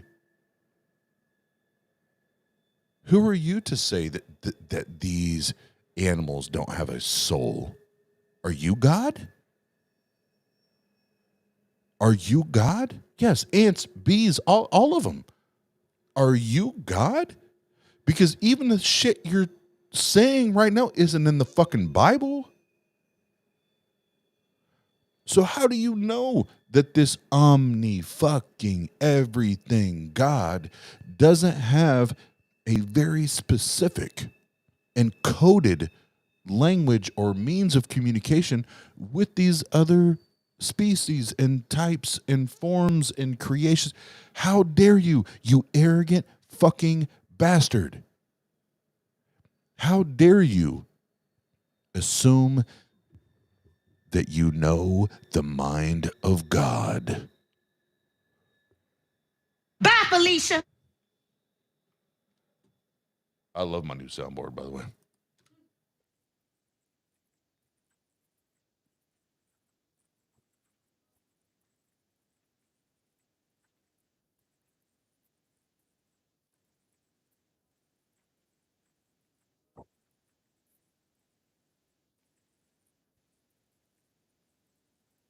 Our brain cell's DNA carries very unique methylation patterns that enables us to think the way we do. The human neocortex is disproportionately large compared to the rest of the brain, with a 60-to-1 ratio of gray matter to the size of the medulla in our brainstems compared to just 30-to-1 in chimps. Overall, humans have almost twice as many spindle cells in chimps, enabling us to pull out memories from past experiences and use them to plot our next actions. These functions activate when moral dilemmas present decisions we need to make that will directly affect other lives.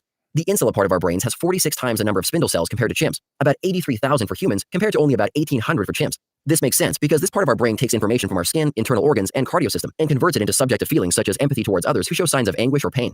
Our DNA differences direct the construction of uniquely human physical attributes. For example, we are typically 38% taller than chimps, 80% heavier, and live twice as long. We have eye whites for rich and nuanced nonverbal communication, which no apes have. We walk upright, while chimps, with their curved fingers, long arms, and unique locking wrist systems, are designed for living in trees and walking on all fours. Their knees also point outward for climbing in trees, whereas our knees point forward so we can walk or run all day if needed. We can't even swap any of our internal organs with chimps. Humans build space shuttles, write songs, worship, pray, and sing. Chimps don't do any of these things. God specifically designed us, formed the first of us from dust into the image of God, and gave each of us an everlasting soul. We were charged to be caretakers over the entire animal kingdom. Yes, we share vast DNA sequences with chimps, but we should expect this on the basis of creation. So prove it. So prove it. So prove it. This is what's comical. This is what's fucking comical. Woo, woo, woo, woo. What? Woo, woo, woo, woo.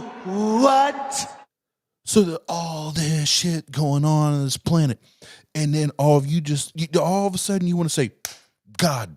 Woo, woo, woo, woo. What?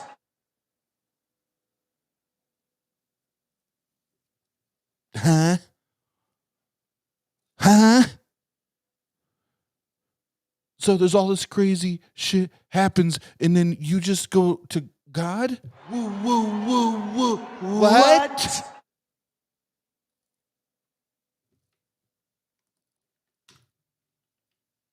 Creation. We also share plenty of DNA with mammals other than chimps. After all, God made mammals and man to metabolize the same food sources, grow the same basic materials like bones, teeth, muscles, skin, and hair, and produce placentas and milk for the next generation.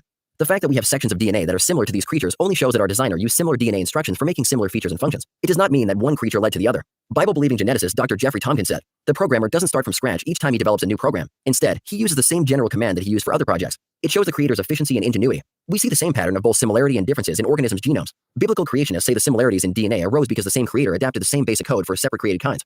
If a gene in different creatures encodes a similar protein for a similar biochemical pathway, it's not due to evolution, but because of a single programmer. This similarity is a hallmark of all human-engineered systems, so why should we not expect to see it in God's creation? Consider a 3D printer, capable of creating objects of any shape based on the programming code input by the designer. Making even minor changes to the code results in an object that looks very different. It's the same with the DNA programming our creator used for building humans and chimps. Sections of our DNA building instructions are similar, but this is because the same designer used similar coding for building the physical bodies of humans and chimps that have many similarities, but also many distinctions. Clearly, overhyped stories of chimp-human similarities overlook some basic observations. They overlook huge sections of DNA. They overlook the possibility of intentional programming to explain similar DNA sequences. And they overlook unbridgeable physical, mental, and moral differences that all fit the Bible's idea of divine creation. Looking for answers about what the Bible teaches about creation, the fossil record, dinosaurs? Download the Genesis Apologetics app from the iTunes or Google Play stores for answers to these questions and more.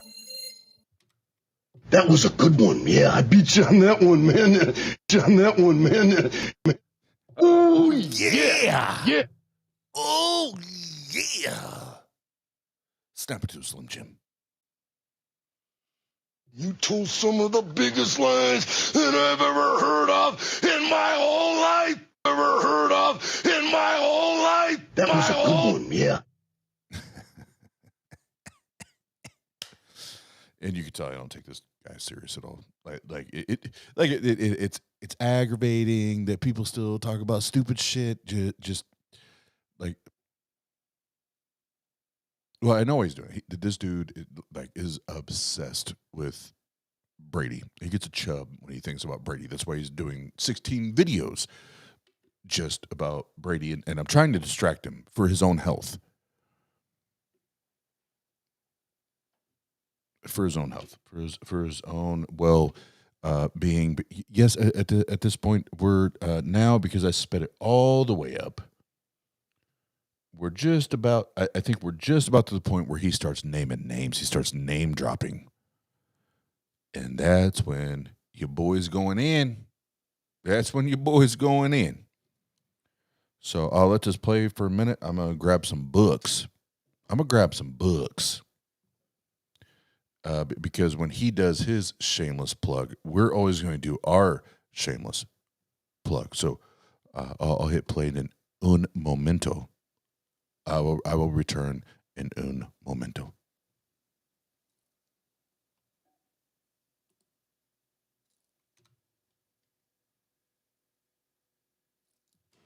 All right. Why did it go to the end? What the fuck are you doing? So, I already know some of you say, oh, this is Genesis Apologetics. So just counting up the number of genetic soulless tree-dwelling animals, and also share plenty of DNA with. Oh, there we go. All right. So, I already know some of you say, oh, this is Genesis Apologetics. Yeah, like I said, get over the genetic fallacy, the consider the source fallacy, and start dealing with the actual evidence. And so, yeah. And of course, everybody who makes these. So hold on. For those that understand philosophy way better than I do, again, it does take much. Is there because that'd be the first for me. Is there an actual fallacy that's called consider the source fallacy?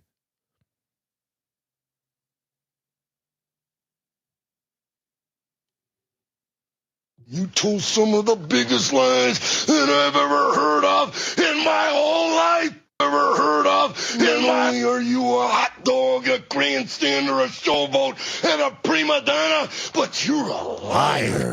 Oh, yeah. Oh, yeah. Comparatively speaking, you are like a grain of sand in the Sahara Desert. Yeah. And I am the entire desert. All right, so no, there is no. So the motherfucker made up a fallacy. So that's 2 drinks. That's 2 drinks. 2. Woo! Woo! That's 2 drinks. What a rush! What a rush! Bye, Felicia. That's my new favorite. Claims and points they're not Bible-believing fundamentalists. So let's just dispense with that. Michael Behe, as far as I know, not a fundamentalist. Michael Denton, not a fundamentalist. Christian by any stretch of the imagination. So we have lots and lots of scientists who are coming out of the closet, so to speak, coming out of the evolutionary closet to argue for intelligent design. And so this is why I have a problem with Brady's analysis and Brady's claims. See, now it's not like he couldn't have found this information because it's out there. It's not like it came out 2022, 2023, but he presents in his book like it's solid gold. And there's no serious scientific challenges to that claim. 95 to 98%. He just runs with it. And I'm like, that's a part of the problem right there. Just like the people in the past ran with Piltdown Man. Deliberate forgery. Ran with Nebraska Man. A simple one tooth, and they built a whole, whole community, I guess, over that. A tooth. Nebraska Man. And there have been other, claims, Lucy, the skeleton is not even fully complete. And they imagine that this is an evolutionary proof. Yeah. Mm-hmm. No bias or assumptions involved at all. It's just pure science. Yeah. No, it's not. Now, I have an interesting, since Brady is acting and talking more like an atheist and running around going to the atheist YouTube channels and talking and promoting his book, but afraid to come to the Warrior channel for some odd reason.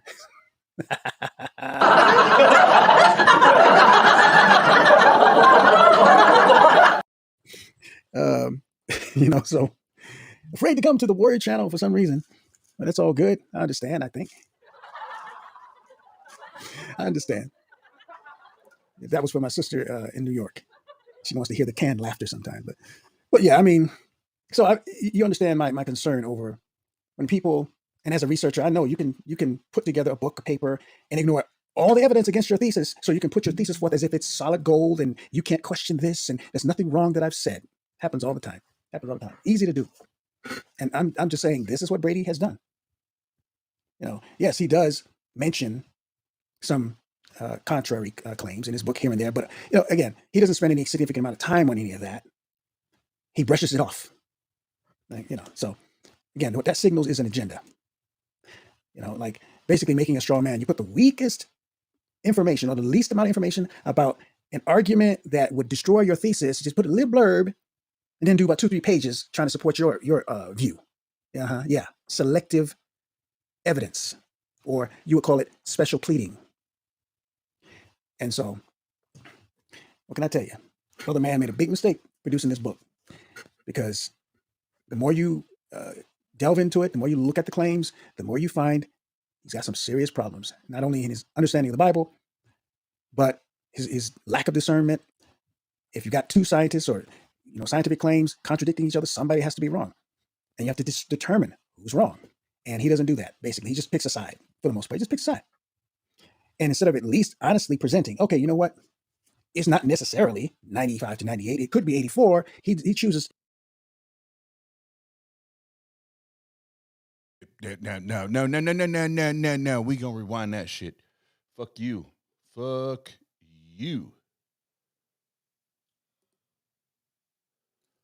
Yeah. Brother man made a big mistake producing this book, because The more you delve into it, the more you look at the claims, the more you find he's got some serious problems. Not only in his understanding of the Bible, easy to do. And I'm just saying this is what Brady has done. Yes, he does mention some contrary claims in his book here and there, but again, he doesn't spend any Here and there, but he don't spend nothing. significant amount of time on any of that. How the fuck do you know? How the fuck do you know? Brushes it off. So again, what that signals is an agenda. Oh, but you don't have an agenda? You don't have a bias, sir? Bye, Felicia. Like basically making a straw man. You put the weakest information or the least amount of information about. No, you're not. No, you're not. No, you're not. How dare you, sir? Sit down. What are you people? On dope? Argument that would destroy your thesis, just put a little blurb and then do about 2-3 pages trying to support your view. Yeah. Selective evidence. Or selective evidence. Woo, woo, woo, woo, what? Woo, woo, woo, woo, what? Can we talk about selective evidence? Just for a little second. The Bible is true because why? The Bible is true. The Bible is true. Why?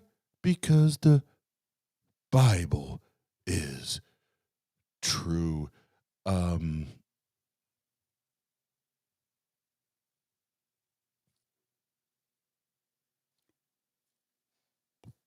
mean, somebody correct me if I'm wrong. That sounds like selective evidence to me, but yeah, Bye, Felicia. Or you would call it special pleading. Because that's what it is. It's a fallacy. Oh, and what do we say about fallacies tonight? Which I know I've missed a lot of them because I'm more entertained by your stupidity than anything else. What a rush! By all means, carry on. And so, what can I tell you? Brother man made a big mistake producing this book. Why? Did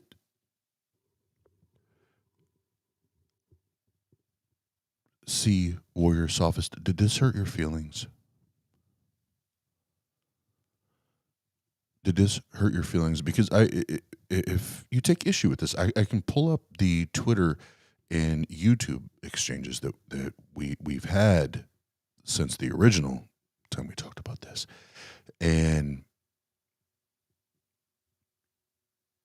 you're attacking Brady because he no longer holds faith.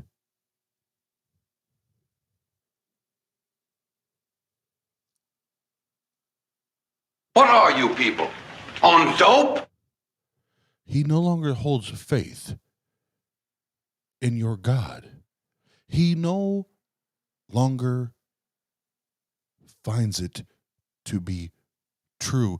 Nor does he or I find there to be any convincing evidence that your God exists other than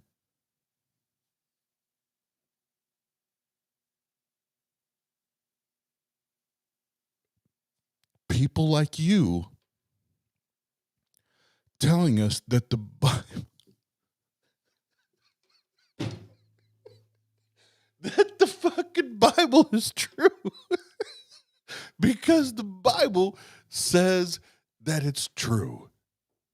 So if you actually want to do, let's just talk about like grade school type education.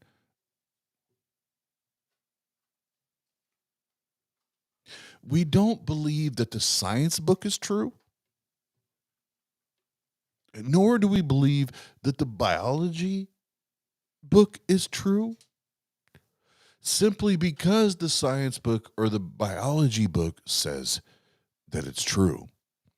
We continue to put things to the test. We continue to examine. We continue to run experiments and put everything to the fucking test. But guess what your God says? Guess what your God says? Don't test me. Don't test me. Unfortunately for you, CROADSOPHIST, if you hold a true claim, it does not fear. Truth does not fear investigation. If it is absolutely true, that truth claim should welcome all of the questions, all of the prodding, all of the examination, all of the investigation, all of the really, really difficult questions, and not just poo-poo it. Not just poo-poo it like you're doing. You're poo-pooing it because you know that there's no sufficient, reliable, good evidence to support your belief. But unfortunately, just like you're wearing those sunglasses when you stream, I actually think, and I'm 100% psychoanalyzing right now, you do that because you know you're hiding behind something. You have to hide behind something. And that is 100% my observation, no one else's. You don't want to see people, you don't want people to see your eyes turning and moving when somebody hits you with a difficult question.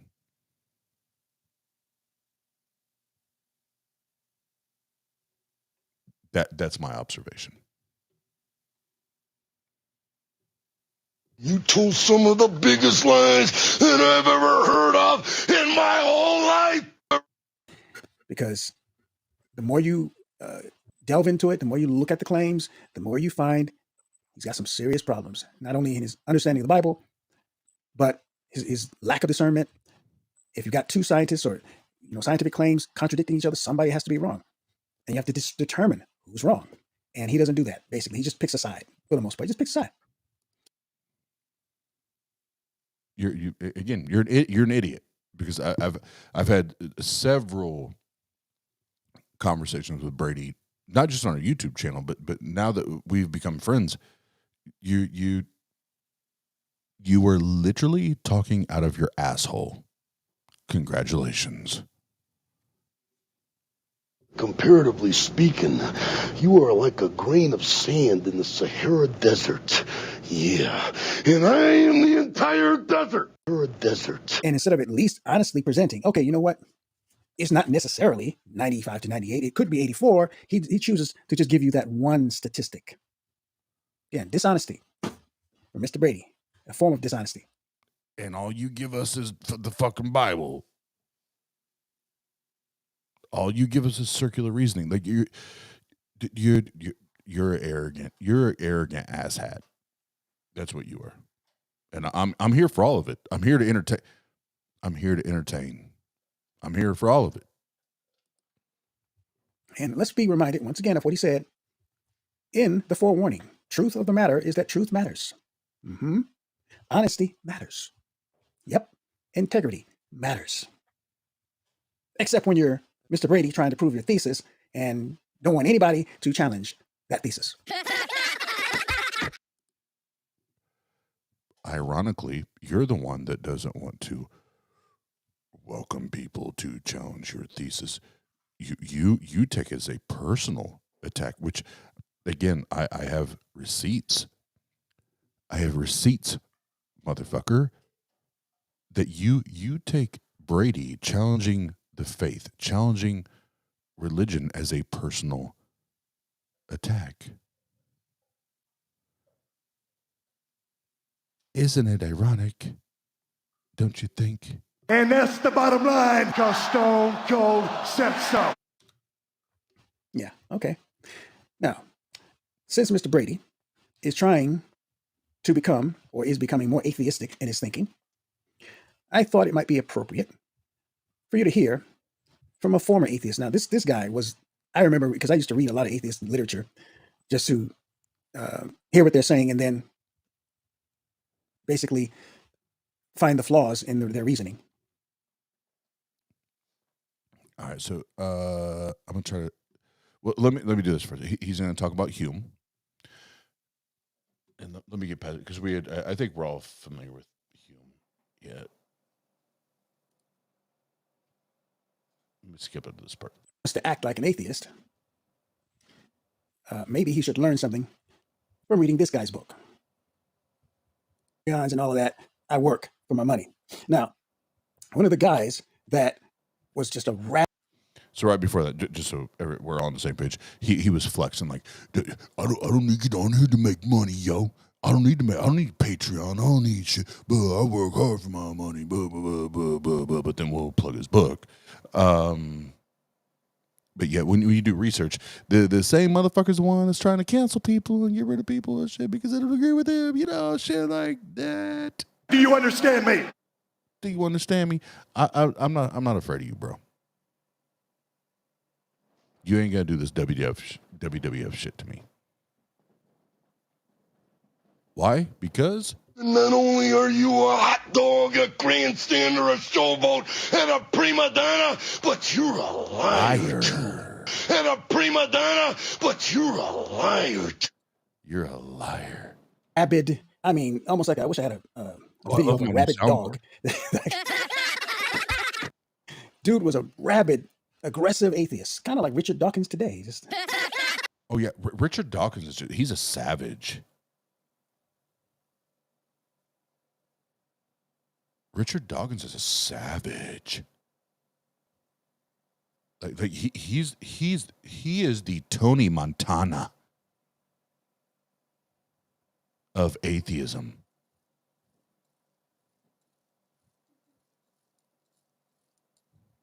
Never happened. You told some of the biggest lies that I've ever heard of in my whole life. Ever heard of? Woo!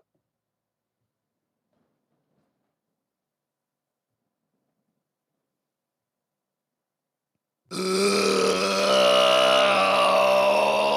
a rush! And so his name is Anthony Flew, and I read his stuff, and he was gung ho, but he did change his mind. And so I'm gonna see if I can put this up on the screen for you. I want you to see this, and we're gonna close out. Oh, please do. Because since Mr. Brady wants to act like an atheist, maybe he should learn something from reading this guy's book. Oh, here's a good experiment. How does one act like an atheist? Should we start a instead of American Idol, an American atheist competition? Who can act like the best atheist? I'll be the Simon Cowell. I'll sign the fuck up. I don't give a fuck.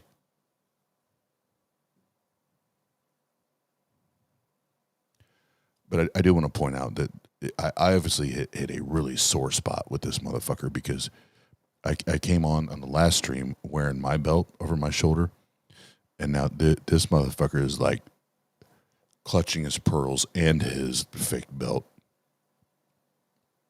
because he's that weak-minded. Why? Woo, woo, woo, woo, what? Woo, woo, woo, woo, what? Woo, woo, woo, woo, what? Bye, Felicia.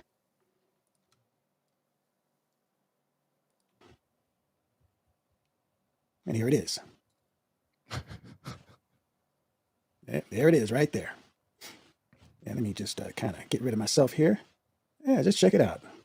And I was as shocked as a lot of people, because this guy was Mr. Rabid, and his book is titled, there is, his old idea, no, and he's put A, God, how the world's most notorious atheist changed his mind, Anthony Flew. And when I heard about that, I said, who was the book written by? You know what? I'm going to have to get this book, because he was Mr. Rabid. He was Dawkins before there was a Dawkins. Okay. He was the man.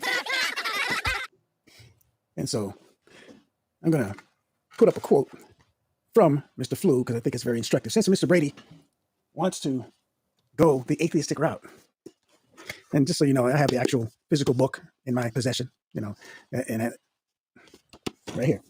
I have lots of other books that I'd like to recommend to people, and I'll do that after I do this quote here. But I want you to take a look at what Mr. Rabid Atheist himself said changed his mind.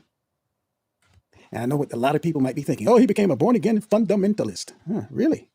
Well, let's see what he had to say for himself in his book, and not go by our assumptions. Let's see what he had to say for himself, okay? All right, here we go. This is Anthony Flew's book, pages 88 and 89. So let's take a look. I wonder if I can do, no, I might not. Actually, it did get bigger. I think I saw. Oh, that's okay. We're good. Okay, so we're going to do a little bit of blowing up here. I'm going to read it to you, but notice, this is his book, page 88, right? There is a God. And this is the section where he talks about what happened. I'm going to skip down. I also want to point out that Flew, from everything I've read, even before hearing this idiot talk about it, Flew never came out and said, I am of the Abrahamic Christian belief, that I am a Christian. I believe in the God of the Bible.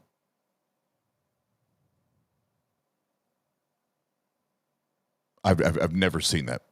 And if somebody has links that we can show to be reliable, hit me.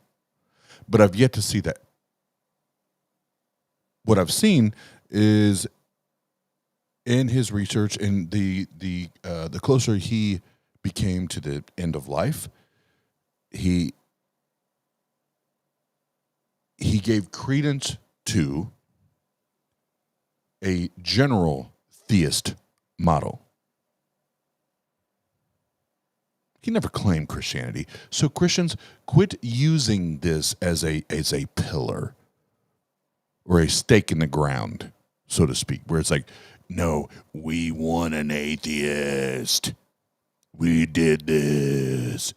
God is true. Jesus died on the cross and rose after 3 days. Bye, Felicia. That's not what the fuck happened. What? That's not what the fuck happened. Under here. I now believe that the universe was brought into existence by an infinite intelligence. What? I believe that this universe's intricate laws manifest what scientists have called the mind of God. I believe that life and reproduction originate in a divine source. Why, Mr. Flew? Why? Oh, why would you leave the atheist after all those years? My God. Why? And see, here's where it gets into mockery. So I'm going to double down on the mockery, but give me un momento. See if I can find this. I looked it up earlier, and then I had some computer. See if I can pull this up easily.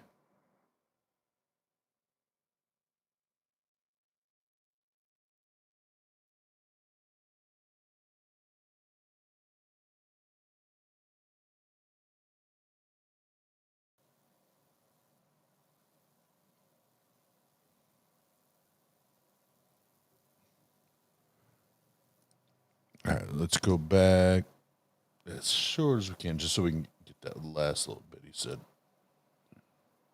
Page 88, right? There is a God. And this is the section where he talks about what happened. I'm going to skip down to here. I now believe that the universe was brought into existence by an infinite intelligence. Okay. Infinite intelligence. Where's the Bible? Where's Jehovah? Where's Jesus? See, this is where you're running into problems, dumbass.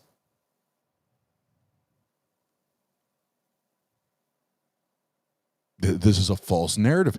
Like all of this is fallacious from its foundation. How did you get to Jehovah? What? I believe that this universe's intricate laws manifest what scientists What are you people? On dope? Bye, Felicia. have called the mind of God. I believe that life and reproduction originate in a divine source. Why, Mr. Flu? Why? Oh, why would you leave the atheist after all those years? My God. Why? You became an ignorant fundamentalist Christian, didn't you? You converted. Here's what he had. Oh, my God. Oh, I hate that. Sorry, folks. Here we go. Let's get back to that. All right. I know you're a rookie. I know you're a rookie CROADSOPHIST. I know you're a rookie, but there's a way you can actually pull up the digital version. That way your viewers can actually clearly see what you're reading, other than this old man's version of what you're doing with, I don't know, are you using Windows like cartoon? What is it, draw? Or, yeah, there's much easier ways to do this so everybody knows what you're reading and talking about. Oh, but wait, you follow a God that wrote a 2,000-year-old plus book and doesn't know how to communicate with us either. That makes sense. That all makes sense now. What are you people? On dope? Bye, Felicia. Why, oh, why? Flu, why did you fly the coop? Why do I believe this, given that I expounded and defended atheism for more than half a century? The short answer is this. This is the world picture, as I see it, that has emerged from modern science. Huh? You mean you didn't become a born-again, ignorant fundamentalist? Well, let's read it again. The short answer is this. This is the world picture, as I see it, that has emerged from modern science. Science spotlights 3 dimensions of nature that point to God. Science. The first is now we're going to page 89. Fact, okay, let me blow it up here. Fact that nature obeys laws. The second is the dimension of life, of intelligently organized and purpose-driven beings, which arose from matter. The third is it arose from matter. From underneath the water. Is the very existence of nature. But it is not science alone that has guided me. I have also been helped by a renewed study of the classical philosophical arguments. Okay? And we can go down a little bit to here. When I finally came to recognize the existence of a God, it was not a paradigm shift because my paradigm remains as Plato in his Republic scripted his Socrates to insist we must follow the argument wherever it leads. So he's saying science and philosophy. Science and philosophy. Not the Bible, not becoming a born-again Christian or fundamentalist. And so people like Mr. Brady need to take heed. See, this is the guy that's been an atheist for, what do you say, half a century? 50 plus years. Half a century as an atheist. Not just any atheist, but like I said, a rabid, the mad dog. A mad dog atheist. And this is what he says. So I would encourage Mr. Brady and others who would listen to his book, or not listen to it, but read his book or whatever. If you want to talk atheism and things like that, talk to Mr. Flu. Read Mr. Flu's book. And see that going over there. But hold on. Why should we, as former theists, now atheists, why should we look at and consider the two, maybe three stories that you have of former atheists now being theists? Why should we ever take that serious when, unfortunately for you no, I no longer give a fuck. You simple-minded, delusional, and theologically impaired human being. Why should we believe two or three people that were persuaded and convinced to believe these things over the mass exodus that we're literally watching in the United States? People running away as fast as they fucking can. Running away from your theology, your doctrine, your religion, your ideologies. Why should I give that a second of thought if I'm in that position? I'm not. I know where I'm at now. And what you hold near and dear to your heart, I'll even be brutally honest. For there was a season in my skepticism and my lack of belief that I actually thought that being cordial and being kind may affect culture, may affect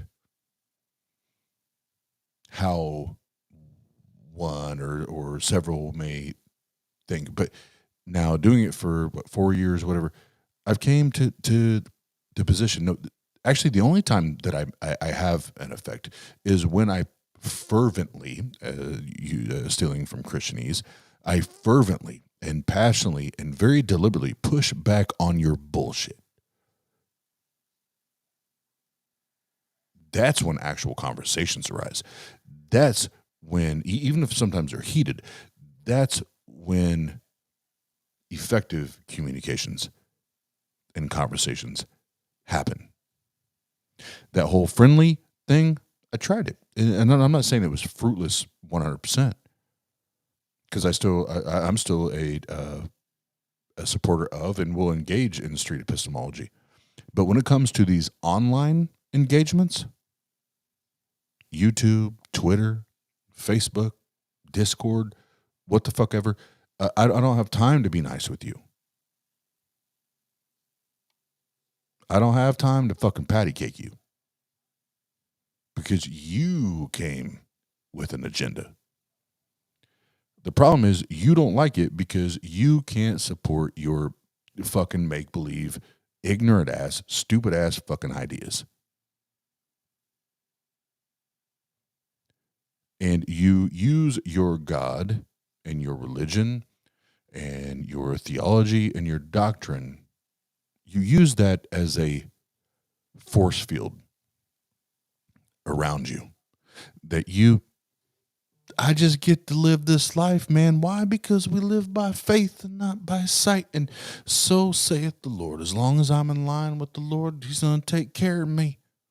He's going to take care of me. He can take good care of me.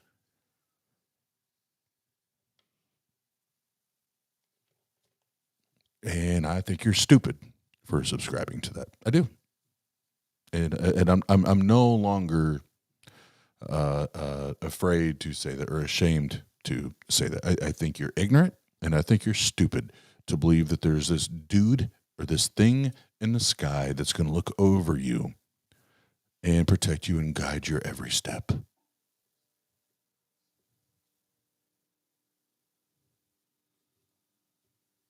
Woo! Is not the way to go, because there's all kinds of problems in the atheist agnostic camp. All kinds of problems. You become extremely irrational, especially when you look at the Bible. I've seen it all over. Whether it's Josh Bowen that you constantly quoting. Oh, no, you didn't. No, you did not.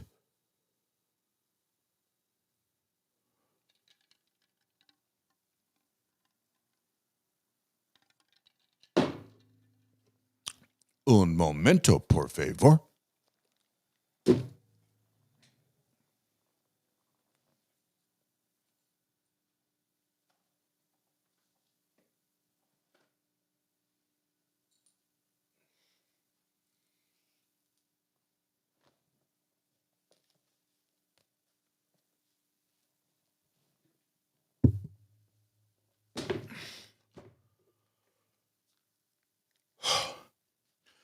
Forgive me, it's an exercise just to carry all his literature, all the shit he's wrote over to the desk.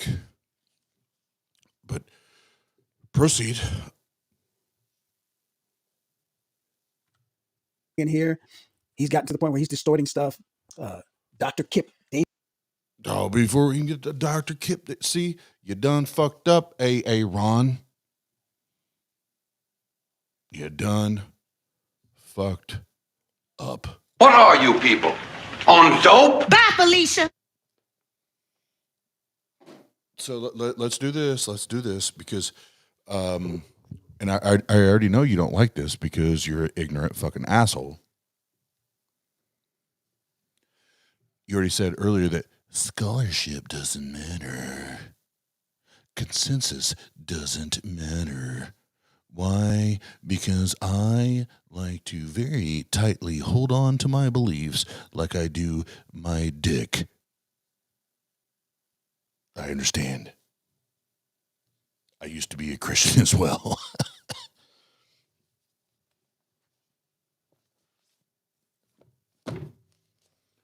Let's see. We have learning to pray in a dead language.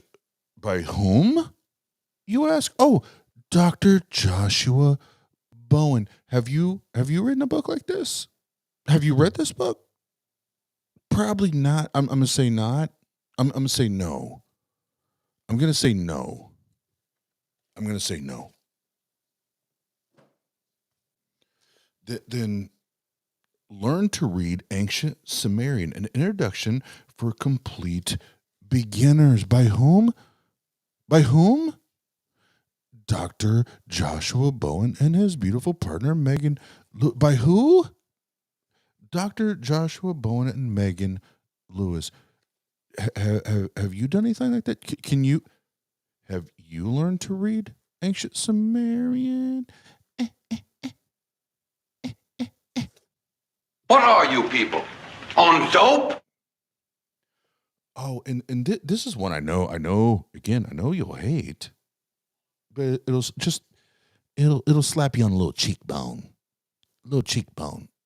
Or maybe it's a chest slap like Macho Man Randy Savage used to do. You know what I mean? Where he would run in and pin him in the corner and be like, whoosh, whoosh, like chest chops. Oh, yeah. Ooh, yeah. Yeah. That was a good one. Yeah, I beat you on that one, man. Man. Oh, yeah. And then, you talk about how many pages are in a book that obviously that it's quantity over quality.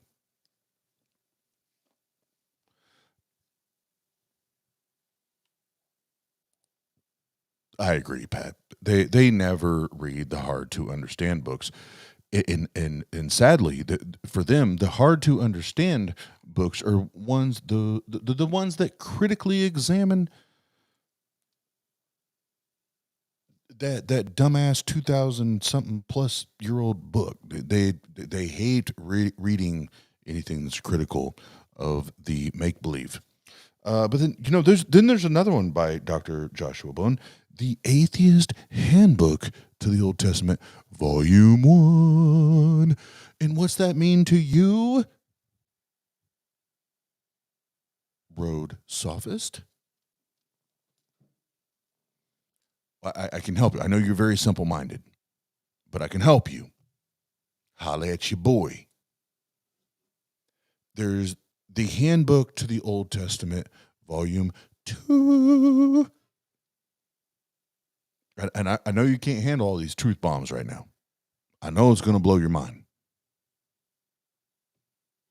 Not only are you a hot dog, a grandstander, a showboat, and a prima donna, but you're a liar too. And a prima donna, but you're a liar too. Yeah. Tell him, Macho Man. Oh, yeah. So again, I said it earlier, and I'll say it again.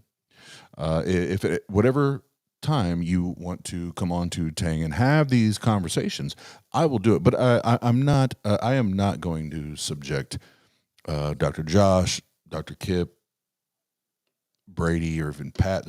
I'm not going to subject them to your level of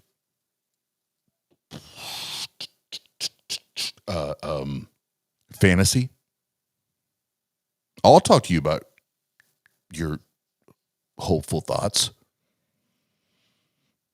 and your fantasy world. I will, but I don't expect them to. They've actually invested a lot of time and have some credibility and some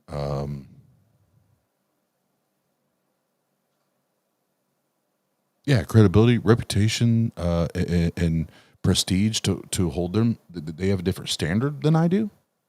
I have no problem saying that. But I'll have you on here. I will school you live, just like I do on these streams. I have zero issues.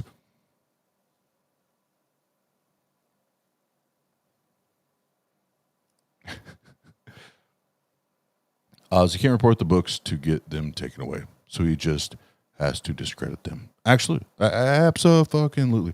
And he's probably never read any of them, even though he wants to take shots. And that's why I pressed pause and took the time to say that, because this motherfucker is so obsessed with Brady and now is becoming more obsessed with Josh and Kip that this is entertainment for me. This is fun. Because this dude,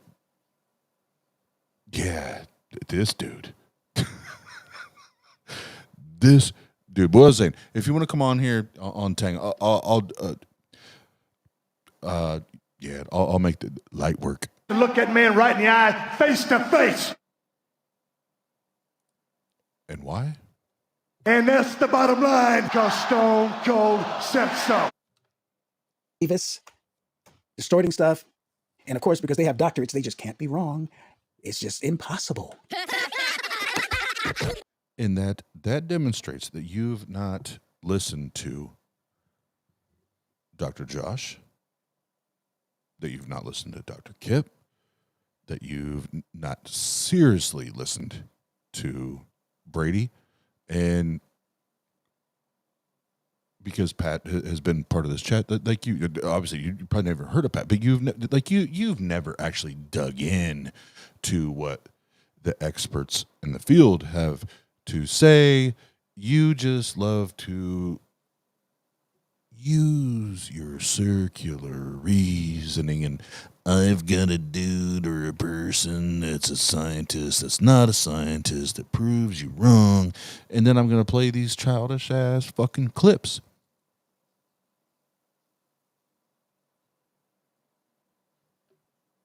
So I have no problem, again, having you on Tang.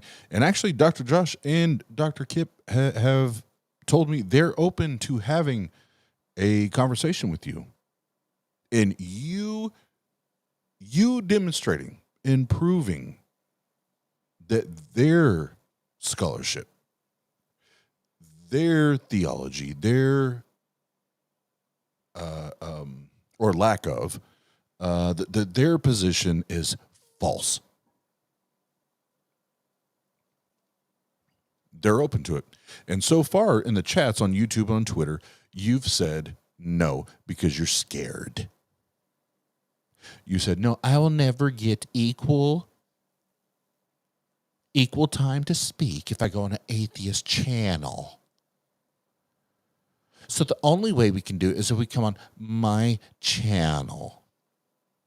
Well, guess what, bro? If you hold a truth claim, it's absolutely true. You shouldn't be afraid or scared or be running from any platform, any conversation, any person, any argument. Why? Because truth does not fear investigation. Put up or shut up, bitch.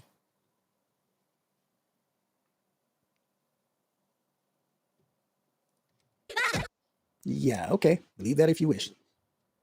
So basically, that's going to be it for this episode. Oh, thank God. Part 15, addressing Brady, Fanatic, Goodwin's apostasy. And we'll be back with a 16 because there's a lot of stuff to cover, over 300 pages, but I'm going to try to focus on some main things. But just a little something for you to think about. New World Order. We have to sit You can't here just and wait a long pick and choose, time. and essentially it looks like to me arbitrarily, oh, I'm going to listen to Francis Collins, but I don't want to hear what Dr. Tompkins, geneticist, what he has to say. Because again, and I see it in his book all over, he's constantly trying to find fault with the character of everybody except the people that he's putting forth as the ones who actually have it right. But how do you know they have it right? That's the thing. That's what he's challenging. You all you're making is look, and it's last I'll say. All you're doing is making assertions. All you're doing is making claims that you're right, and the people that you read and that you study that they're right. And I find it highly improbable that you've actually dug into counter apologetics, that you've actually dug into the historical accuracies or inaccuracies of that ancient text. I highly doubt, just by the way you talk, I highly fucking doubt it. And yeah, I think we're still in the same position that we started before, and nothing's changed. You told some of the biggest lies that I've ever heard of in my whole life. Not only are you a hot dog, a grandstander, a showboat, and a prima donna, but you're a liar too. Yep. And before I let him say his little last piece here, then I'll sign off, and then I need to have a little fun after this fucking bullshit. I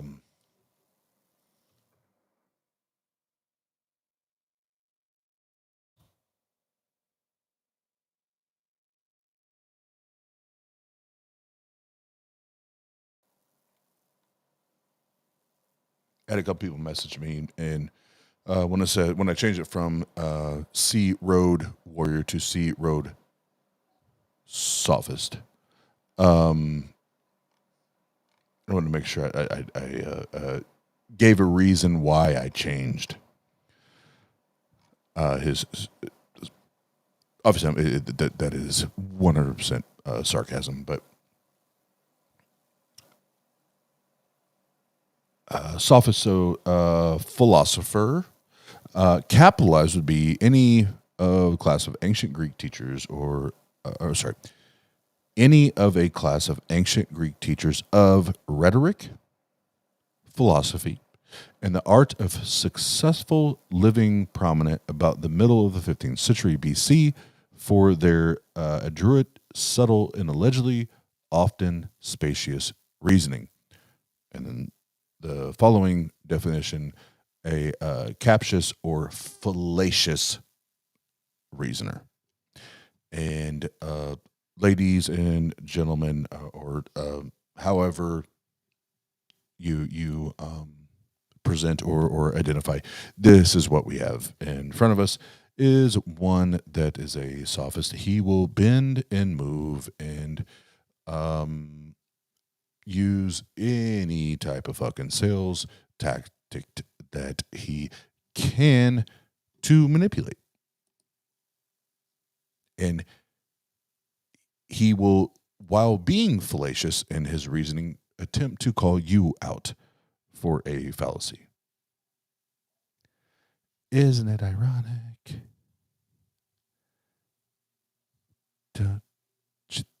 think. Do you understand me? You know, it's like that whole idea of everybody's biased but you. Everybody has an ulterior motive but you. You know? No, that's a little bit self-deceptive, if I can put it that way. You know, everybody is not critically thinking, but you are. And that can be a very, very big problem. So this is the Christian road warrior telling you, don't believe the hype of Mr. Brady.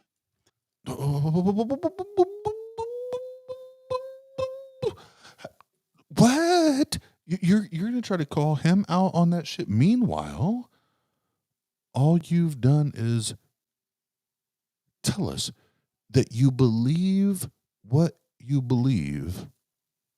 Why? Hold on, I need a drink for this because it's like the 500th time now on this one stream I had to say it. What a rush! You believe these goddamn fucking things to be true. Why? Because the Bible tells me so. And yes, everyone is biased. I agree. Let me pull this up. And yes, Soren, welcome. Thanks for hanging out. We are horrible fucking atheists.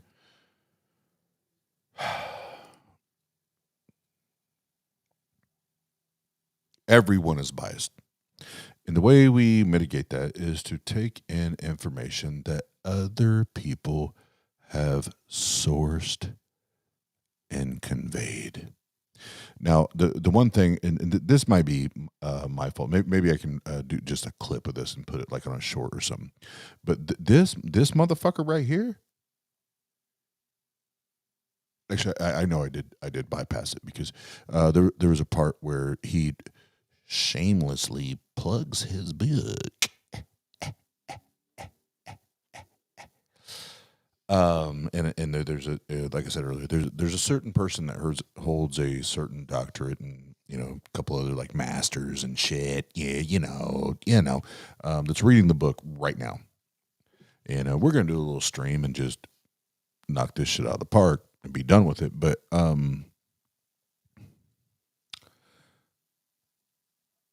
you enter this conversation with a bias as well,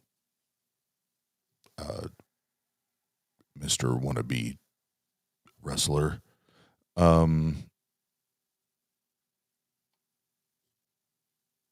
You walk into this bias because at every turn, your argument continues to be fallacious. And what did we read as part of the definition of sophist? A captious or fallacious reasoner. Because the only thing you lean on is the Bible is true because the Bible says that it's true. And if the Bible says that it's true, then it must be true.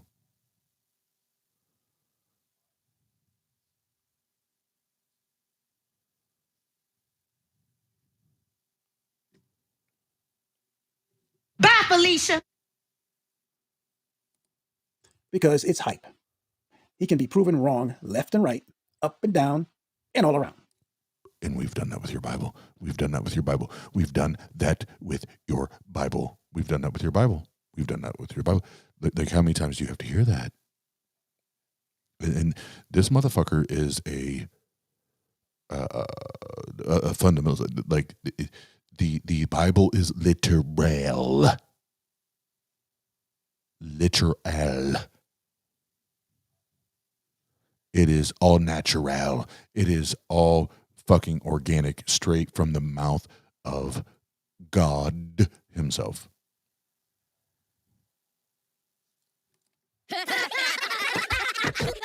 That's right. Should get a good laugh at that. Oh, we are.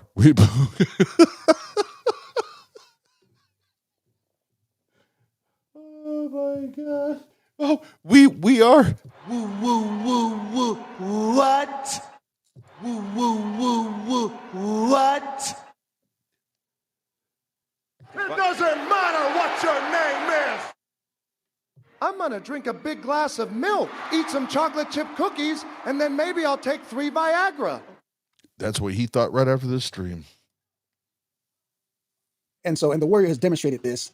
15 videos so far. We're going to 16. Probably next week. Like I said, we're gonna get some. Did you hear that? Episode 16. Episode 16.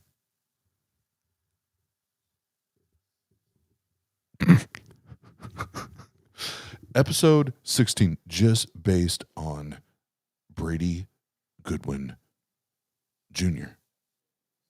Episode 16. May he be a little obsessed? Might you ask?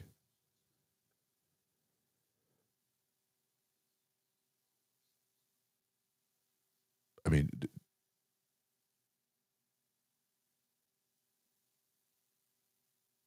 is that healthy to ask? Is that okay to ask?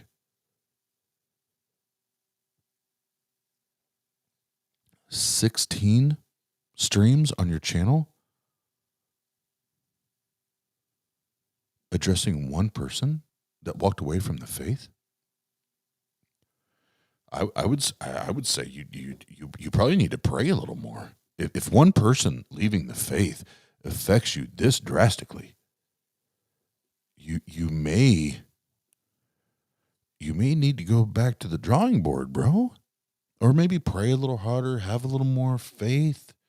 Like, shouldn't your faith be the size of a mustard seed and shit? Like, shouldn't that be enough? I mean, I thought that was supposed to be enough. Maybe I'm wrong. I could be wrong.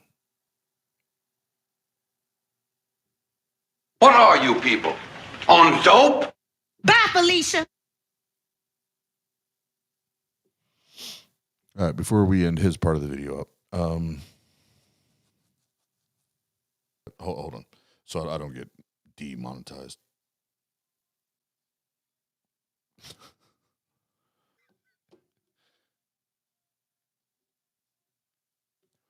There's and it's my bad. I started paying less attention to the there was tons of fallacies in there because the second time I listened to it, I was like this is fallacy, but I got lost in the ignorance. I got lost in the ignorance again, but there were a ton of fallacies, and you have to come in. I came into this for entertainment, obviously, so I lost track of the fallacies. I did. I lost touch. The Spirit wasn't leading me. The Spirit wasn't leading me. So I wasn't listening through the Spirit. I was listening with my carnal ears, my sinful ears. Whatever the fuck that means. Bye, Felicia. We're gonna get some other Christian rappers on, and I'm trying to see if my brother AD, he might be able to come on. If not, then I'll just close out the video. But yeah. Uh-oh, wait a minute. I didn't send him let me see. I don't think I sent him the link. Hold on.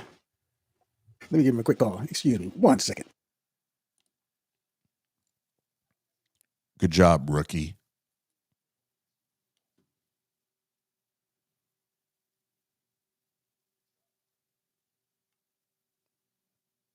And you could tell this motherfucker watched our episode because this son of a bitch kept his belt, his wannabe championship belt, over his shoulder the entire time. You can tell I out Vince McMahoned this wannabe.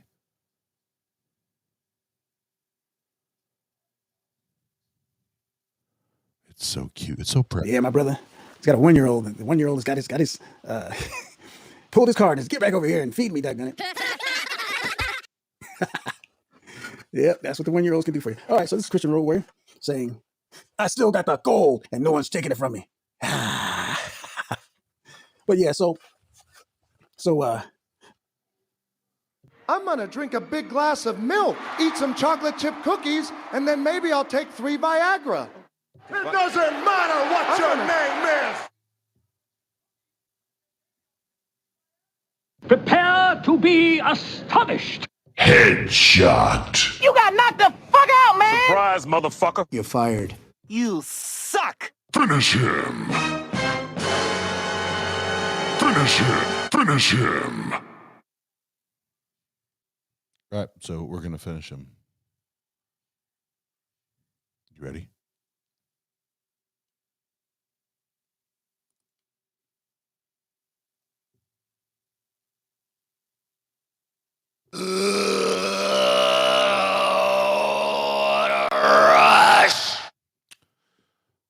All right, so to finish this up, and then I'll probably jam out a little bit here in like un momento. But I love this new soundboard set. I just got to memorize where everything's at. Woo, woo, woo, woo, what? It doesn't matter what your name is. You keep walking around that ring trying to tell the world you're me. You better go somewhere else for your clothes besides me. Oh my God, I'm gonna run with this. I just got to memorize where it's all at.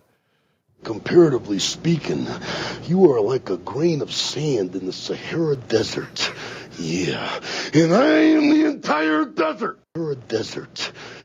And that's the bottom line, 'cause Stone Cold said so. And that's the bottom line, 'cause Stone Cold said so. Do you understand me? To look that man right in the eye, face to face. Oh, that's what I was looking for. That was a good one. Yeah, I beat you on that one, man. On that one, man.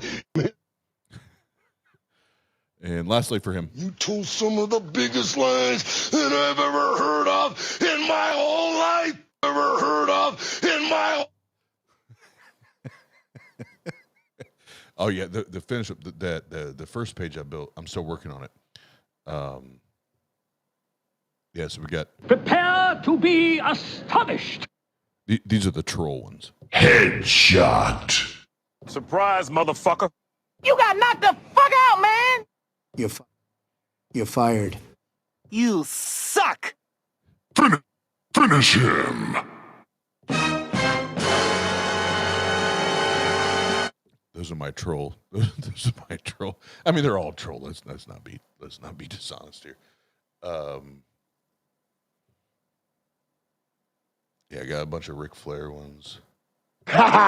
Woo! You keep walking around that ring trying to tell the world you're me. You better go somewhere else for your clothes besides Kmart. I deal with my opponents a little bit like I handle my love life.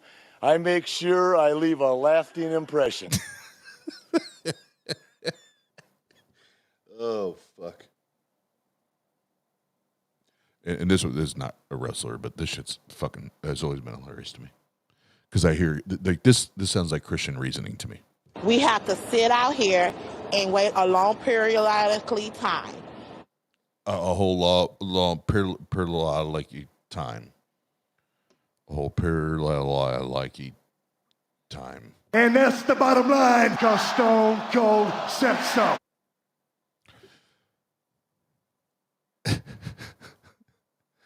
Anywho. Oh, hey, Rick. So here's a little thing, and then I'm gonna dip out because I do want to jam a little bit because I got a couple mixes that I need to work on because it's a short 4-day turnaround for our tour.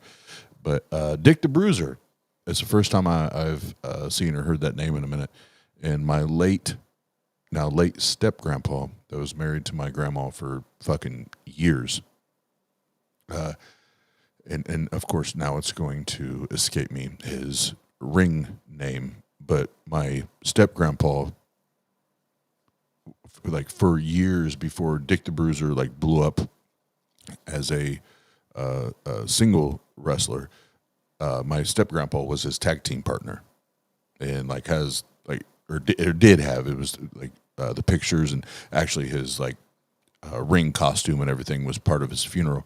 But yeah, he and Dick the Bruiser were fucking tag team partners for fucking years until, like I said, until Bruiser blew the fuck up. So it's not very many. It's not very often I hear people that's hip to Dick the Bruiser. So I appreciate that.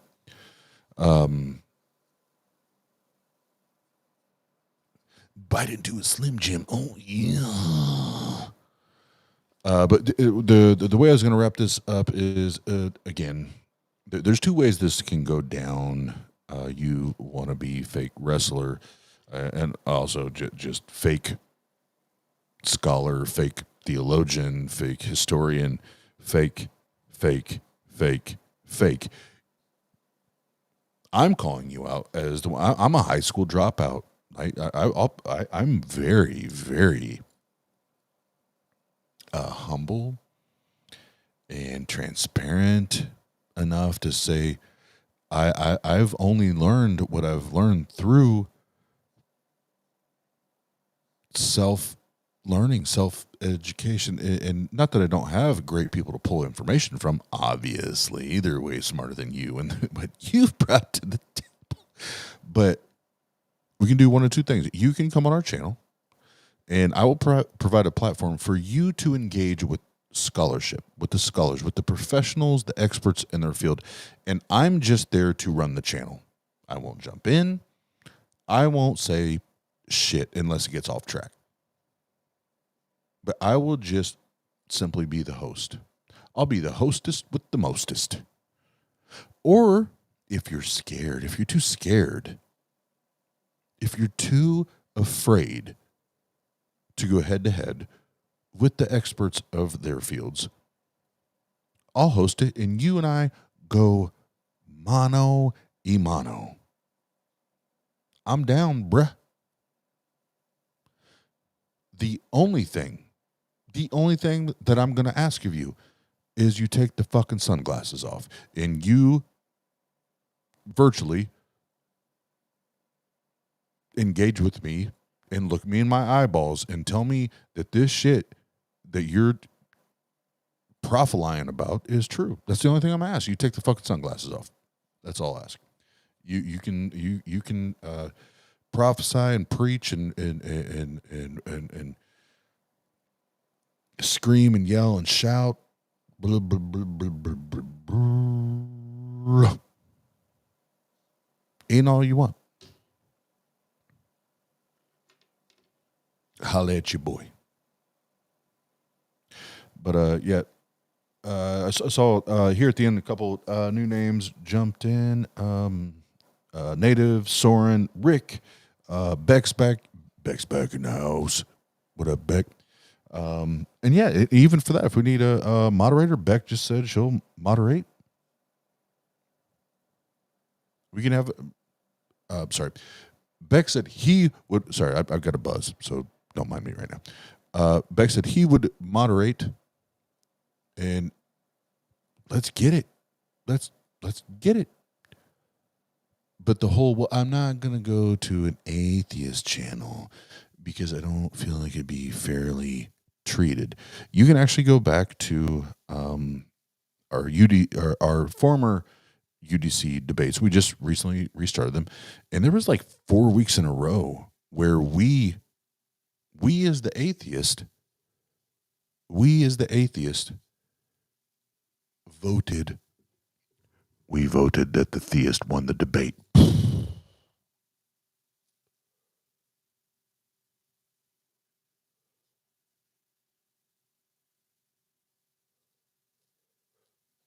4 weeks in a row.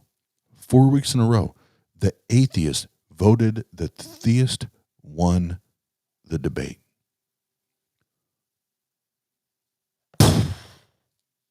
So you can't say that coming here that you're going to be treated unfairly because it's documented. You go back to the playlist. It's documented. There's more evidence that, oh shit, I'm about to drop a bomb. Hold on, I need drink music. What a rush! There is more evidence. There's more evidence that UDC Tank Gang is fair, impartial, and logical. There's more evidence on the YouTubes for that than there is a God. Bye, Felicia. What are you people? On dope? Bye, Felicia. What are you people? On dope? Bye, Felicia. It doesn't matter what your name is. I'm gonna drink a big glass of milk, eat some chocolate chip cookies, and then maybe I'll take 3 Viagra. Know your role and shut your mouth. Woo, woo, woo, woo, what? You keep walking around that ring trying to tell the world you're me. You better go somewhere else for your clothes besides Kmart. New we have to sit out here and wait a long periodically time. That was a good one. Yeah, I beat you on that one, man. Oh, yeah. And not only are you a hot dog, a grandstander, a showboat, and a prima donna, but you're alive. And that's the bottom line, 'cause Stone Cold said so. You told some of the biggest lies that I've ever heard of in my whole life. Do you understand me?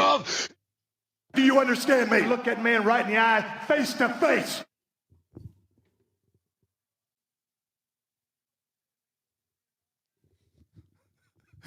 I'm doing that. It's part for play, but also so I can start remembering where all these buttons fucking are. Now that I literally reset, I have 6 pages in, let's see, 6 pages of 8 sounds per, and I have to relearn this shit. I have to relearn. So I'm just I'm hitting all the buttons. That's what she said. That's what she said. And it more sounds like this tonight. I know. But yeah, even with all the joking and all the playful shit, I'll end it with this so I can actually practice. But Mr. Want to Be Warrior, the road sophist. You got knocked the fuck out, man.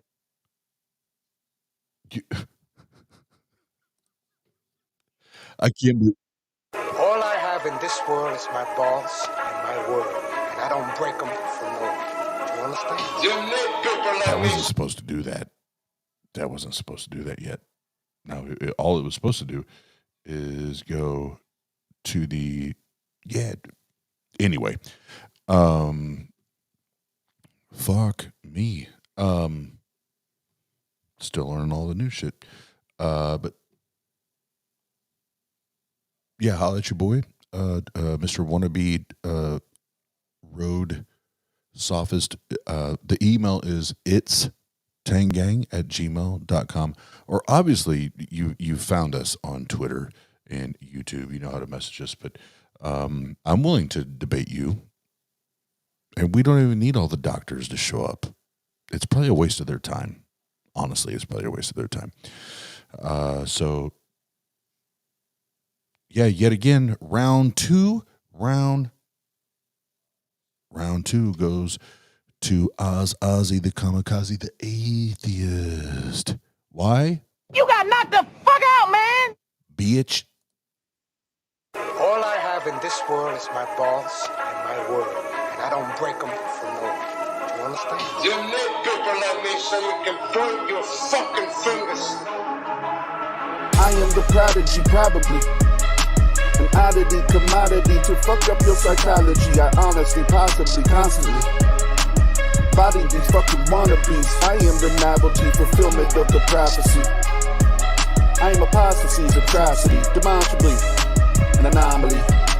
Just check the verbosity of my anthology. What you want, I do this shit unconsciously. I told you after Devil's Night, I'm coming down swinging, hit them with that boom. And keep their heads ringing. Boom. I told you what I do. I told you what I do. Boom. I told you what I do.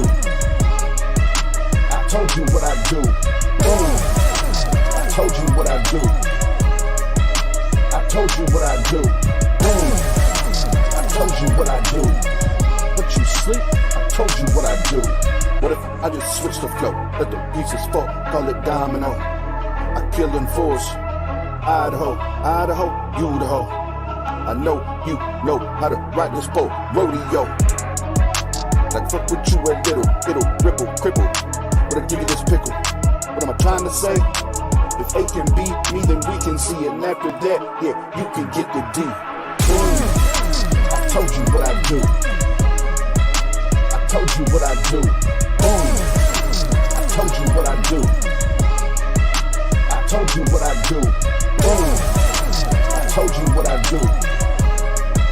I told you what I do. Boom. I told you what I do. What you sleep? I told you what I do.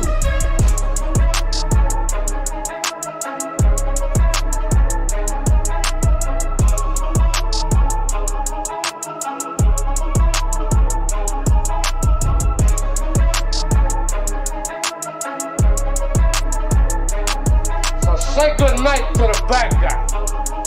Come on. The last time you're gonna see a bad guy like this.